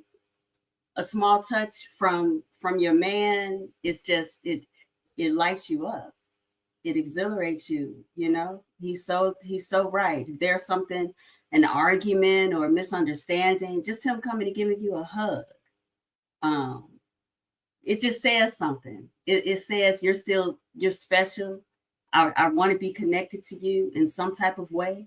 So let's, we're going to connect through a hug or a touch, a nice, just, just to have somebody just glaze, hold your hand, him to kind of do this in the car, hold your hand or touch you if there's an argument and you on the separate sides of the bed or something, him just roll over, just caress you or something. That says, you all right. It's okay. Yeah. You're going to be all right. All of it. Think so, G. Right. All of that. I like touch. And it's important too. You're supposed to have like 12 hugs a day. I know as African-American women, I did the research before and I forgot the numbers, but it's like 12 to 15 hugs a day. Is that right? I think you told me about it. Yeah. It was a number of physical touch hug that person can should have and get when they're throughout the day. So which helps tremendously. And so if fellas, listen. Stop right to slap on that thing like that, you know what I mean? Walking by in the kitchen, go ahead and grab her while she in there cooking. Go ahead and grab her from behind real quick, just caress her like that, you know what I mean? Give her a little, you know what I mean?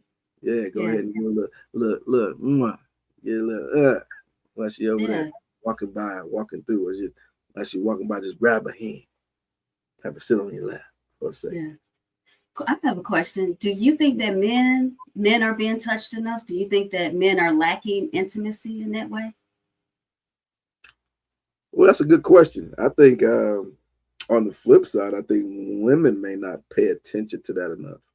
Okay. That man like that too, man like for you to come put yourself in a position, right? Come while he's sitting there, even if he's just doing something like watching the game or something like that, just come in there and sit on his lap, or come sit between his legs, or making your presence known even in the midst of that. You know what I mean? Come do small stuff like that. Play with his beard a little bit, grab his head and just caress it a little bit sometime. You know what I mean? Just making your presence known with them. And I think even if women desire that, I think you would get that reciprocation process that will happen too. Yeah. So, just coming in and fellas, you just standing next to her, just go ahead and grab and hold a hand. Yeah. Just showing those small things, I think makes a huge difference in the presence part. Have you ever been around a person who says they don't like to be touched? Do you think there's some trauma or something in the background? Yeah. I think a lot of men and women that have gone through some trauma situations like that prefer not to be touched. And that's why you have to, learn people love languages, and if they have the quirks or issues and stuff like that. And it might not be something that's compatible that you can tolerate. Right. Because if you're in need of that touch, then it's not something that could be probably long lasting, because it's something that you're yearning for. Yeah, because I'm touchy feely. So if somebody's like, "Ugh, get off me," I feel rejected. That would make me feel rejected, because I like to hold your hand, touch, caress. It's just something about that. So that's true. So what's up? So you got to turn it on. It's a sexy voice. You got to know when to turn it on, Doc. You can't be having that same voice when talking to the lady, brother. You got to know how to turn it on to her, man. You got to know how to turn it on, Doc. It's not working on me. I will say, sir. Just so you know. No, it's not intended. It's Oh, for okay. It's for the audience to understand. It's for people like Fitzgerald to learn. It ain't for nobody in the audience be turned on by. Hopefully none of the men are. No pun intended. But it's to teach the fellas. It's to teach the fellas how to turn it on. You know what I mean? This is how you turn it on, fellas. You know what I mean? You do a little switch up. Do a little switch up some time for it. You know what I mean? What should women do? Do you like women to do like the baby? Oh, Fitzgerald said stop.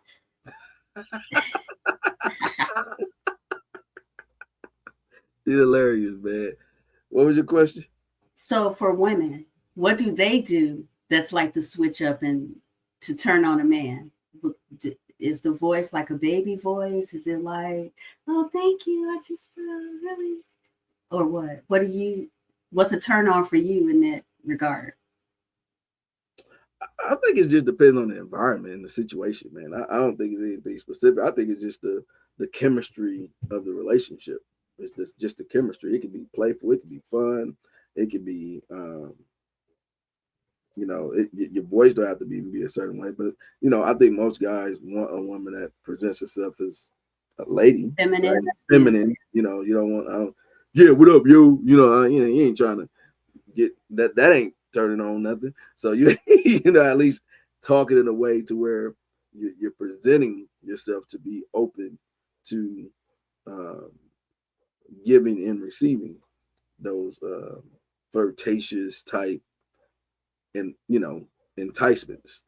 Yeah. So you'll be able to be playful and I think it's part of just learning each other at that point.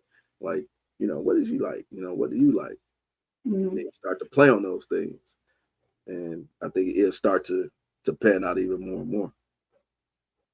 So when it comes to a lady, you have, I know you've been out the game for a minute. So if guys, you got, have I ever really been in the game? I don't know. Yeah, you never really been in the game. I haven't been in the game like you recruited out the you weren't even hatched yet. I'm terrible. I would be so terrible in the game. I would like run. You got friends though. You got friends. You got homegirls and stuff like that. So, yeah. Let me tell you, I come with I come with a lot. I come with a lot standards and all of that. You got the game, so it don't even matter. So it don't matter to the people out here. I don't think the game want me. I'm gonna come with my standards. They're gonna. I know. They don't. They're gonna be like, please. No, they don't. Bring me all the low standards and low self-esteem, please. Yes. And the people that need a man. You said so is that the situation you saying your friends are in that are single? Some people choose to be single. No, I'm not saying that. I was joking. But there are a lot of people that I know that choose to be single because they choose not to be played with in their faces and treated as if they're an option. Mm-hmm. So there are a lot of very highly intelligent women who have everything that they need. They just want a man. But what I think is the men really don't want you to come with all that stuff. They want to be needed. And if you come and you're a boss, I think it's too much for a lot of men that, let me say, I don't want to say regular. It just depends on the caliber of the man. I think a lot of the men that they're looking at will judge them for everything that you're talking about people I know, judge them for what they have. And they'd rather get lower women who they can kind of control more, because you can control a woman who needs you probably faster than you can control a woman who's like, I don't need you. I got a car, got a house. I pay my own bills. I've done all these things. I know how to cook. I can clean. I don't need your money. I come with all of that. What can you give me? And I think the only thing that a lot of the men that they've been dating can give them is some good D. Because when I want emotional intimacy. I want a guy who, is healthy in all these ways, who knows how to have a relationship. I don't want to be in a relationship with 2 and 3 people. I want somebody who can tell the truth and can just be honest about who they are. And I don't want to meet and fall in love with a representative. And then later on, you show me the other person and you say, hey, you decided to be here. I don't need you. I didn't tell you to date me. You dated me. No, I dated the representative. So like you asked, I know a lot of women who fell in love with somebody's representative, and later down the line, like it's always the same amount. About 3 months later, they find out who that person really is. And like before they can really find out who the person is, what? T-Rod, what?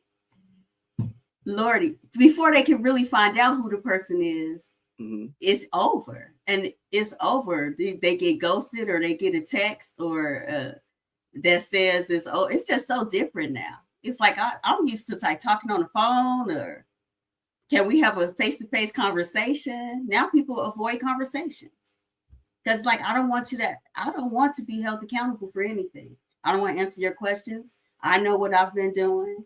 I don't know what you think you might know. So it's that type of thing that I've been hearing about or seeing, or Now, OG said they keep talking about they are dating to marry instead of just dating. Oh, the women. Now, wait a minute, because we had a show and you all said the women are not dating to marry, that the women are different now and they don't want to get married. So that must be just the women. Around. No, it's the other way around. Okay. No, that's the other way. It's the other way around. Because I was confused after that show. Like, what are the women doing? I'm gonna have to pull that show up because it was like, yeah, women out here now, they want to use you. They want to go out to eat, and they're not like dating to try to get married. And I said, because I was like, I think women really do want a commitment. They're just not out here playing. I think there's a misconception. There was a younger bunch, and so what happens is the younger bunch does that, and then when they get older, wanting to actually get married, then don't nobody want. So they'll use up that time to play. They've been using up that time to play around, right? And so you've passed up and you mistreated so many guys that now you've gotten older. Now I'm gonna settle down, or you've created yourself into this boss lady, right? Quote unquote. And so the narrative is that the guys are out here and they don't want these ladies, which is not true. It's not that they don't want the ladies, it's that they have said that they are here. And they're saying the guys here is intimidated. No, she wouldn't be submissive to the guy that's here. That's the problem. So if you can be a boss and be submissive, then you can go here. But you wouldn't allow yourself that's here to, the resistance is causing that attention. Yeah, I get it. That's what's happened with the friends that you're saying is caught in that situation. Those friends are caught in the midst of it, because people be saying single by choice. No, you're not single by choice. You're single based off of the options that you're willing to deal with. You wouldn't be single. It wouldn't be a choice for you to be single. You're single because the choices that you're wanting aren't available. That's the problem. So it's like a person, well, I'm it's food out here to eat, but I'm choosing to starve. Nah. Because you don't want chitlins? Right. Oh, okay. Got it. Okay.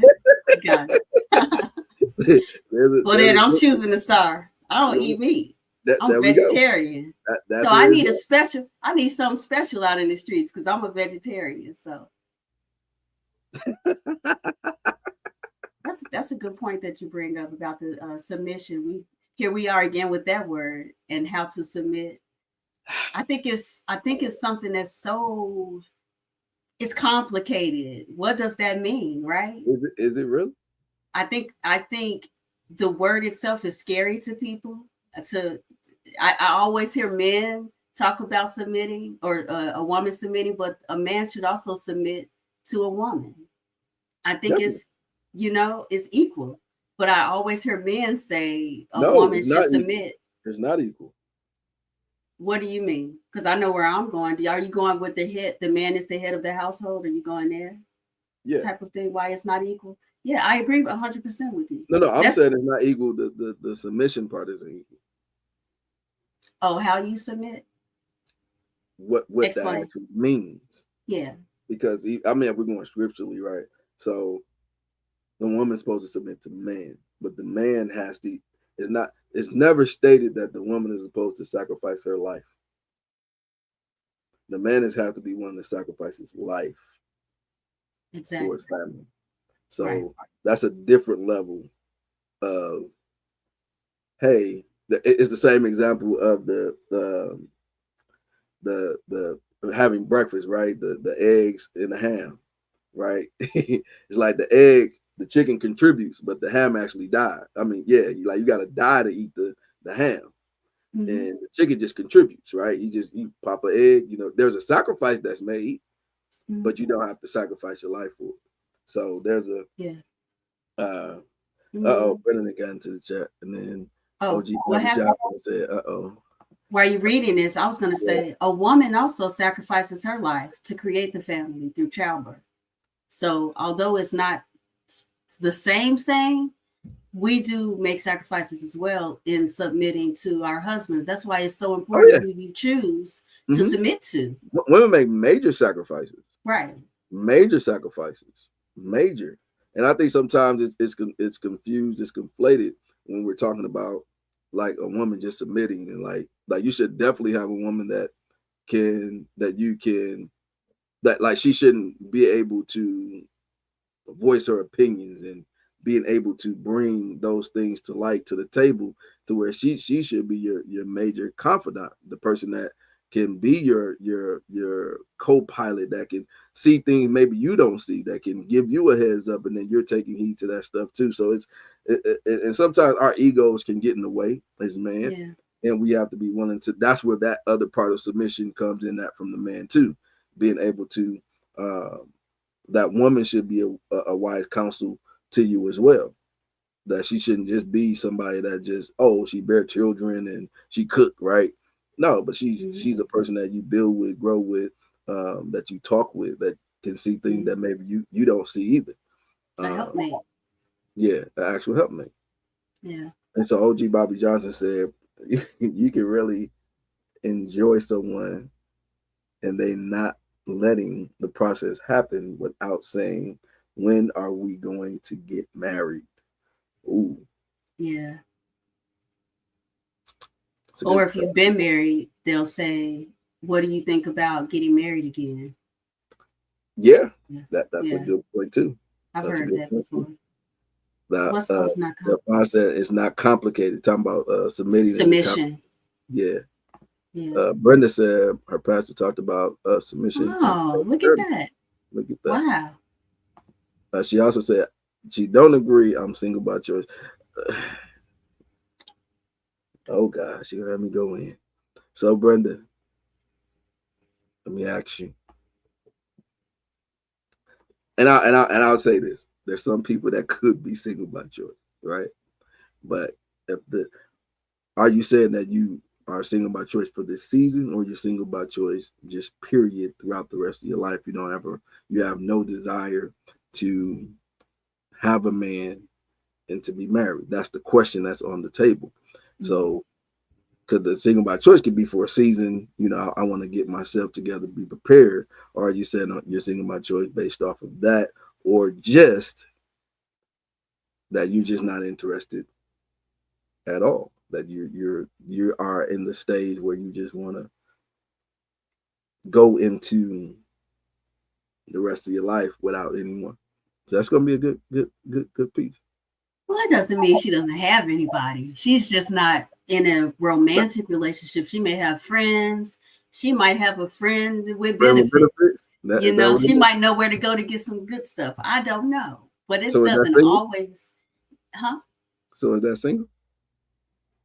Yeah. What do you mean? I have to make sure it's clarified. What I'm saying, if you're friends with benefits, that means you're still single. Of course. Okay. It gets complicated. It gets complicated. I'm not gonna say it because women are emotional. Women do get attached. So it does get, it's hard to unattach. It's hard to, because a lot of times there's so much that's in play. There's so much in play where men have really learned the way a woman thinks, the way a woman moves. So if you really know women and you got the game down, you really can get these women. Oh, see that part. These women will attach themselves to you, although everybody's single. So that means everybody do have the ability to date other people. But I've seen my friends date men who are single and dating, and they decide that's it. I'm not dating anybody because I'm dating this person, but the person is dating everybody. So I think the ego gets in the way with that. It does. I think it's hard to do, but unless you're married, you're single, and that's just it. And then some married people are single as well. Unfortunately, I've seen all. He also said we allow he said you talking about 50 Shades of Grey. He's talking about with these single people, they just out here getting in.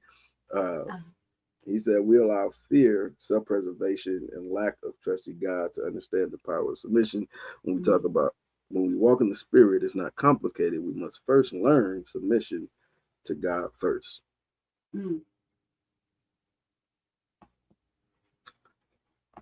That's a great point.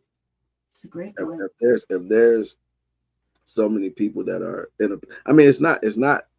We do make things a little bit more complicated than what it is, but it's not as complicated as, you know, if you just, there's just the levels of submission and just working together. So if a person is wanting to be in a relationship, it's finding that compatible partner. Yeah, I don't think you fear submitting to an honest person. I think that if a person comes to you and says, this is who I am, I'm going to be like, if I come and say, hey, I'm going to talk to you during football games, I'm going to try to lay on you with my covers. This is who I am. I love to touch all the time. I'm going to be all up under you and smother you and love you to death and love you. But I'm also going to help you with your businesses. I'm going to take you to all those levels you want to go to. I'm your girl to take to the meetings. I'm gonna close deals, but I'm super attached to you, and that's who I am. I think it's easy for you to submit to that. I think people are afraid to submit to inconsistency and lies because that creates self-doubt. You know, then you can't even move right because you're confused. You feel like you in the twilight zone. Yeah. I think that's what goes on. And so it's easy to submit to somebody that you can trust, is what I'm saying. That's true. And then after you've submitted to God, like the comments said, but there are a lot of people who, unless if we're being honest, they've submitted to God, but they're still out there in the streets getting played in their face. You know, some people are married, still getting played in their face. We're all human and we make mistakes. I just think that we should just be honest about who we are, and then let the person decide if they want to do that. Right. You know, that's an important piece to it. Like the conversation just has to be had. If you're not having the conversation, then that part of it is just, I mean, just being an adult, you know, at that point. Like if you're gonna have a conversation, That thing, man, it's just a conversation.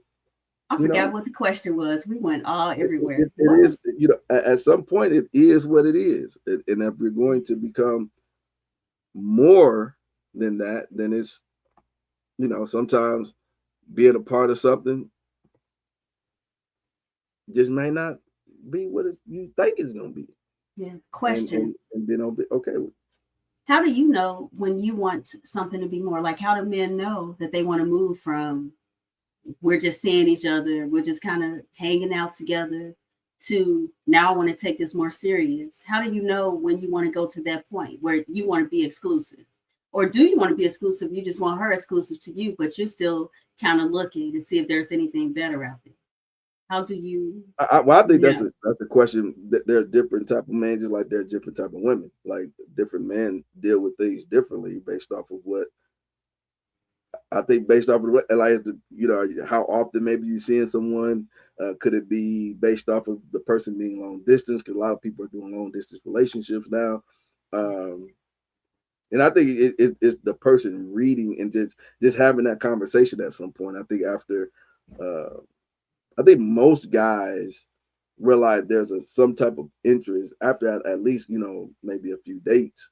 You start to see if there's an interest that's there, and you kind of understand what that person is on. And after a few conversations, you kind of see where their mind frame kind of is at, and you know what their goals, aspirations, what they do. You kind of start seeing if some of those things align with what both of you would potentially want, and then from there you kind of just go through the process. And then if it starts to, because some people move a lot slower than others, some people move a lot faster. Man, you'll see guys, you know, it could be a month, and they ready to, and you see some guys it'll take them a year or two, you know. Yeah. So you know, people's speed can be a lot different than what most people could think. And I've had friends like, oh man, the person took too long. Like they have some women, they have a time stamp, right? They'd be like, well, if it ain't going serious in 3 months, then you know they're gonna go ahead and go on. Some people will be 6 months or whatever.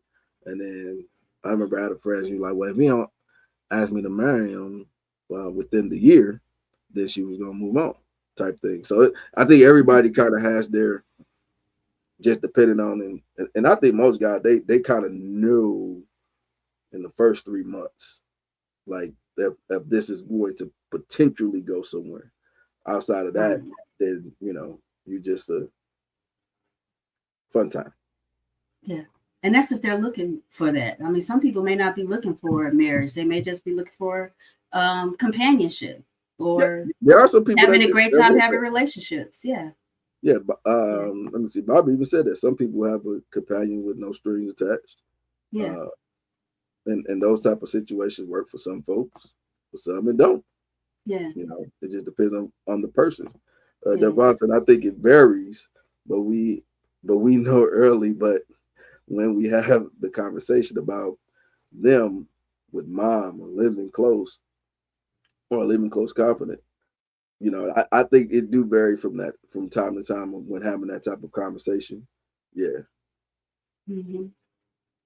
Another question for the ladies. When do you get rid of your roster when you're out there with men? When do you decide this is the one that I'm going to at least be in relationship with? Or do you not even get rid of the roster? Do you always have options as men? Or I know you can't speak for every man. I know this is probably different. But, you know, like there are women who know where to go if they want to have a good time, but they've decided they don't want to be in a relationship. Is it like that for men as well? I think everybody's different. I think there's a lot of guys. I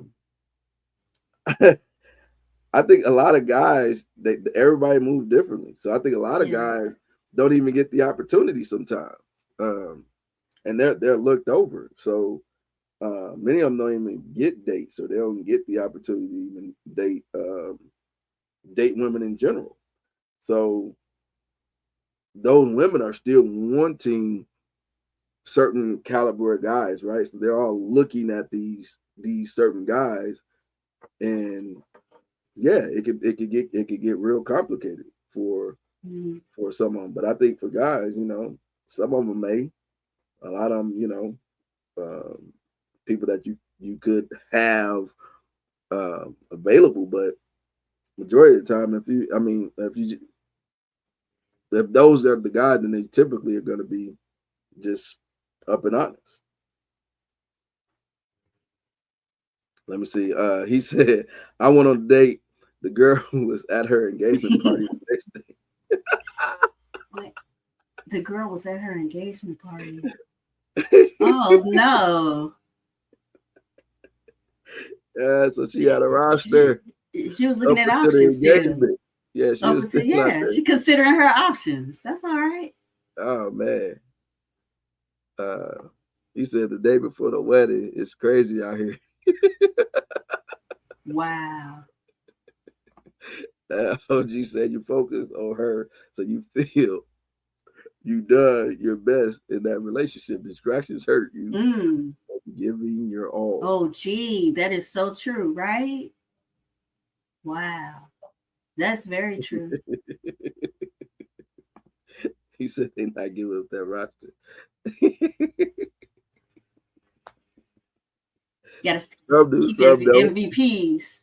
Yeah, you know, some do, some don't. And again, each his own, you know, and sometimes it's just based on particularly maybe the person that person could be dealing with or not dealing with. I remember when Steve Harvey said that he had got rid of his at one point, you know, when he, you know, of course, at some stage, and I think different people would be at different stages when they're actually dating.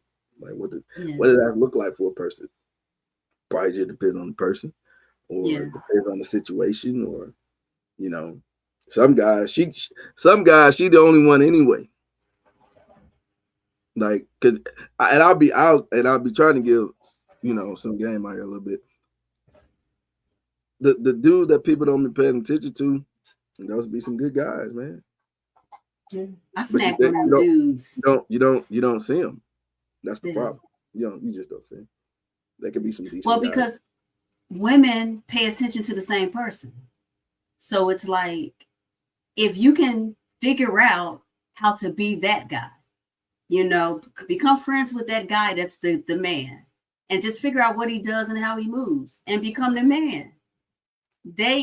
We will, and I'm saying we because I'm a woman as well, but I'll say single women, available women, all flock to the same man.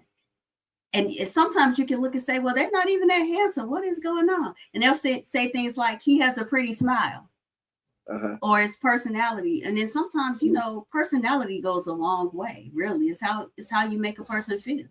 Some men and some women have a way of making you feel real good. You feel real good about yourself. So you think, okay, if I'm feeling this good and we're just chatting, what type of husband will he be? I think women go there like, yeah, I'm gonna be that. If he's the man, I'll be that woman. I could be his girl. But everybody likes the same person. That happened in college. It's just, I don't know. It's a thing. So just become that man.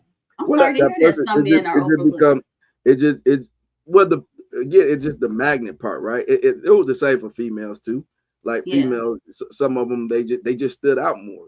Their personality, their smile and stuff like that. Because it'll be some decent looking chicks, even when you were in school and stuff. They just didn't become a magnet, right? They just didn't carry themselves, or they didn't have the confidence, and that is alluring to people. So it could be just a little bit alluring to some folks. Bobby said, they not. That's why they say God is sending them a man who ready to get married. Well, why the divorce rate so high, OG Bobby? You said why so high? Yeah. Because of women. Because of women. How much time we got? We're gonna have to table that. We can table it. I mean, you know how I feel about blaming the women.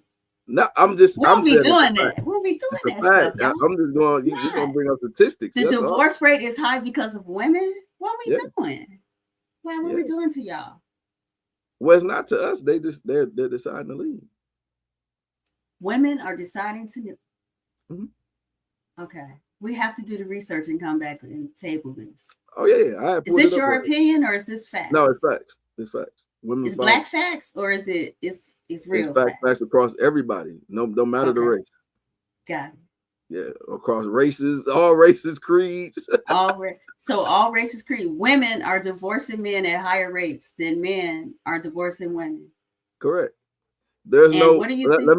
Let me help you real quick, just so before we go into the facts and stuff. There's no real incentive for a man to divorce a woman. There's a rich man, a man with money, true. Right. Yes. So it's typically an incentive for a woman to divorce a man. Like that incentive is always there. Like it's no benefit.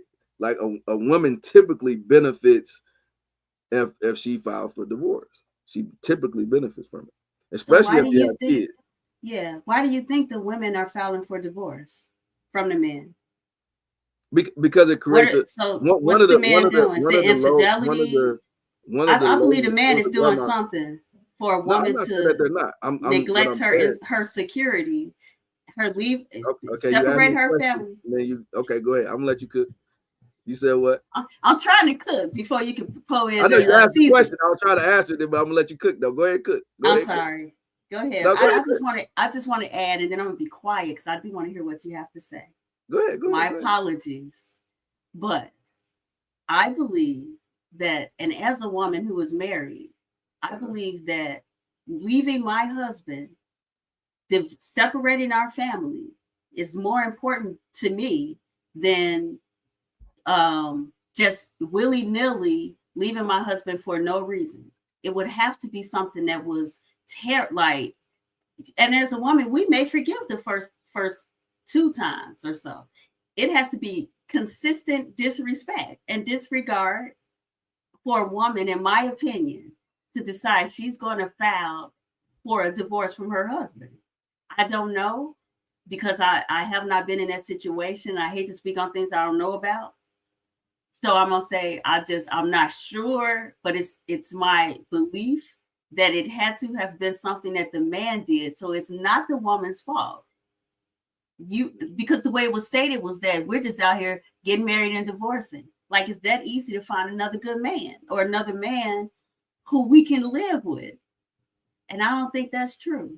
Somebody that's been married and divorced would have to tell me that, yeah, I just divorced my husband. Girl, we out here doing that. That's, I don't believe it. Okay, so, and this is not for all situations, right? So it's not saying that women are here marrying and then deciding to divorce. Is that I think I'm gonna answer 2 parts of this. And Devon, he has stated earlier. He has stated it earlier. Where it go? Yeah, here you go. He said 2025. Move slow, fellas. You are the iPhone 16 today. Someone will be the 17 tomorrow.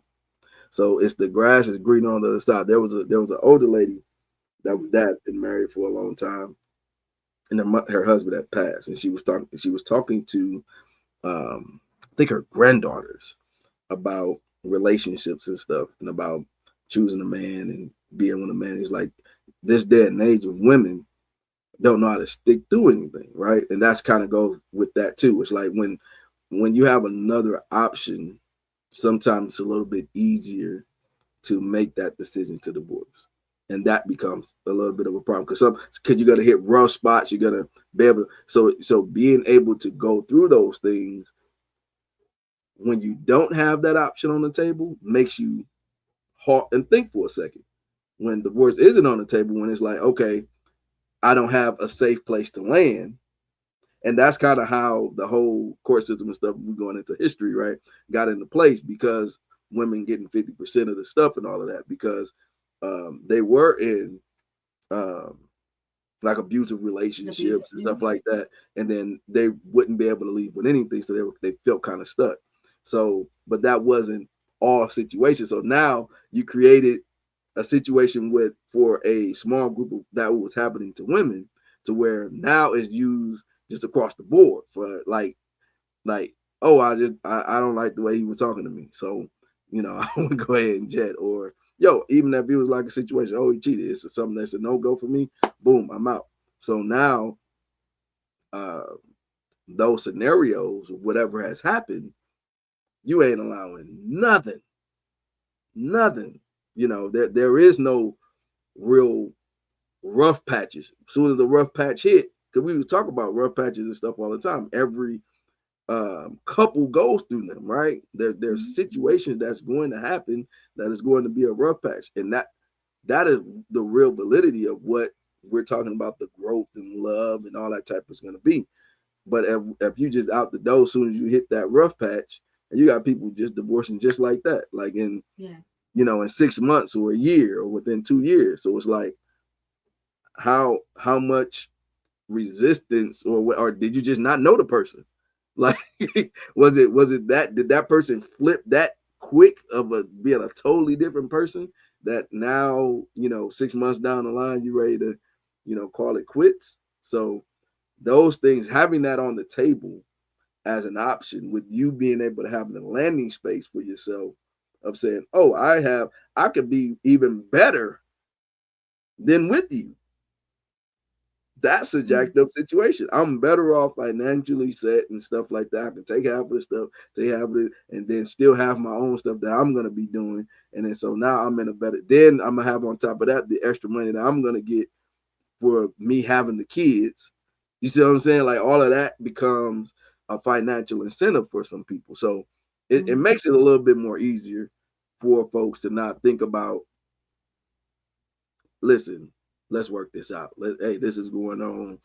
Hey, we need to sit down and really figure out how we grow and move from here. I think it stops more conversation from being had than going down and finding a divorce lawyer and like just getting something done like real quick. It's an interesting point of view. That's just my 2 cents from that perspective. Yeah. Like, just it's a good perspective. It moves just a little too fast sometimes. Just too quick. Allow it. If you need to go and separate, simmer down, come back, because you felt the whole concept that you fell in love for a reason, right? What was the foundation of that? You fell in love for a reason, like trying to find that again of in the midst of whatever happened. And oh, I'm sorry. No, go ahead. See, I told you, that's just me. I introduced myself earlier. I will talk and talk. No, go ahead. I think sometimes we have to be careful how we date as well, because if you're used to having options and a lot of people, it's hard to commit to one person and decide you're going to be married. I think it's better to tell a person, I'm not really marriage material. I have a hard time. I get distracted. Maybe the internet messes me up. There's too many women out here. It's too much going on. And, for women, what did you say? I became a boss. Hey, there could be an opportunity. Make sure you keep working, because I came in a boss. And depending on how I accept you, because there are some bosses who the guy may not work, or he might, work for the city or not do as much as you. And you decide that's what you accept. I don't think it's right to decide I'm better than you because you couldn't live up to my expectations when you set your expectation low just to get married. You have to kind of be careful who you present yourself to be when getting married. In my opinion, I forgot why I said all that, but I'm just saying you have to be careful, because some people are not marriage material, men and women. But I still don't think women are out here trying to get a divorce. For nothing. Well, I wouldn't say that it's for nothing. I'm saying that I would say that it's just becoming easier. The option is easier. It's like I'll put it in the same situation where we were talking about dealing with police officers, and we say, well, you could have, instead of shooting them, you could have used the taser, right? It's like having the gun as the option and using it as the first option. We're saying that option, you're using it when you didn't have to use it. So it's like jumping the gun. Out. Like you're jumping the gun, like you're gonna kill the person instead of just tasing them. And so the tase is like, oh, it's a situation. Let's simmer it down. We can work it out. But then now you just don't kill the relationship, because the divorce paper is to kill the relationship. You could have worked it out with just like a separation or something. That's why I said what I said before. I was wondering, when do you learn? How do you learn how to work things out when you've never had to work anything out in dating? You don't work anything out. If you're dating somebody and they don't do what you want them to do, I got options. You out. You in, you out. Roster up, who's next? You in, you out. If you continue to do that, that's why I said you have to know when you are marriage material or not. Because if you step in that role, you have to work things out. You have to. Sometimes you have to argue. Like a person that says, I don't argue. I'm kind of like, what that means? That means you don't communicate effectively, because an argument is really just effective. It's communication on a higher level, maybe a little more passion. That's why we say argue. But if you really bring the tone down and you try to understand. I think an argument is really understanding the other person's point of view. That person is passionate because it's love in there. I think it's love and passion. And, you know, in a relationship, I think it's a play on words. Yeah. Well, okay. That's true. But I believe, like me and you talking, I don't feel a certain way because we have an opinion that differs. I don't think we're arguing. I think you just have a different opinion. We wouldn't use the word argument in this conversation. We would say it's a passionate conversation. But some people would. Like some people may view things or some of our shows and say, hey, they were arguing. But we're like, no, we talk to each other. We the perspective could be. I can see that. I can see that. Right. That's what I mean. Yeah. You know, it's some people that might see us outside the show and say, man, I didn't even think they got along. Because they argue on the show all day. Yeah, it's like, no, it's yeah. Show. It's all love, you know? So that's what I mean. It's just you have to be ready and you have to be honest. Yeah, I'm gonna have to put you on one of the shows, bro. I'm gonna have to bring you on. Yeah. Yeah, this was so good, Patrick. Yeah. I really enjoyed tonight. Did you enjoy it? Too. We got to wrap it up. We've been on her too long. Yeah, I know. We got to call each other, finish talking. I'm talking about you. Like 2 or 3. We like 45 minutes over. But it's well, good. You know, we could do this all the time anyway. I know we can chop it up. So. It wasn't really fair for us two to sit on here and talk. We just talking. We cousins. We just talking anyway. It's not even a show. Oh man, we appreciate y'all for tuning in, man. We appreciate y'all tuning in, giving y'all words and giving y'all thoughts and opinions on this topic. Again, you have an opportunity to win some Comedy Zone tickets. Yes, it's going down. CMAC Productions Comedy Get Down is happening June 13th. You will have the opportunity to win some of those. Appreciate y'all. Continue to get in those comments. Make sure that you like, share, and subscribe to the channel. Go ahead and tell them how they can get a hold of you, T.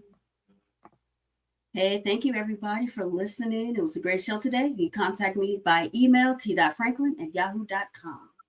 Again, appreciate y'all tuning in one more time with your boy. Listen, if you got some things that you want to get off your chest, make sure you go ahead and hit me up, man. I got a few people that wants to come on the show, hang out with us, have some conversation. So, man, you guys are free to come on and join the conversation with us. Make sure you hit me up at PJ Game Changer on Instagram. Make sure you follow all of the platforms on Facebook, Instagram, TikTok, and of course YouTube at The Game Changer Show. Make sure y'all hit us up, man. We're gonna continue to hit y'all with these great conversations and all that good stuff. Make sure y'all continue to eat right. Make sure you continue to work out good, and make sure that you be a part of the conversation. Real quick, it's a good conversation. Clap it up. Now, Brenda asked you a question. T, she trying to reach you. Hey, Brenda. Brenda, I am on Facebook. I don't want to say it out loud though. Brenda, send Patrick your info. I'll send you my info, and then I'll send you her Facebook, Brenda. She be incognito. Yes, Brenda. Thank you. I would love to have you on my Facebook. Yeah, so I'll shoot that to you. Shoot me a message, Brenda, and I'll make sure you get linked up. Again, appreciate y'all for tuning in, man. Love y'all. We out.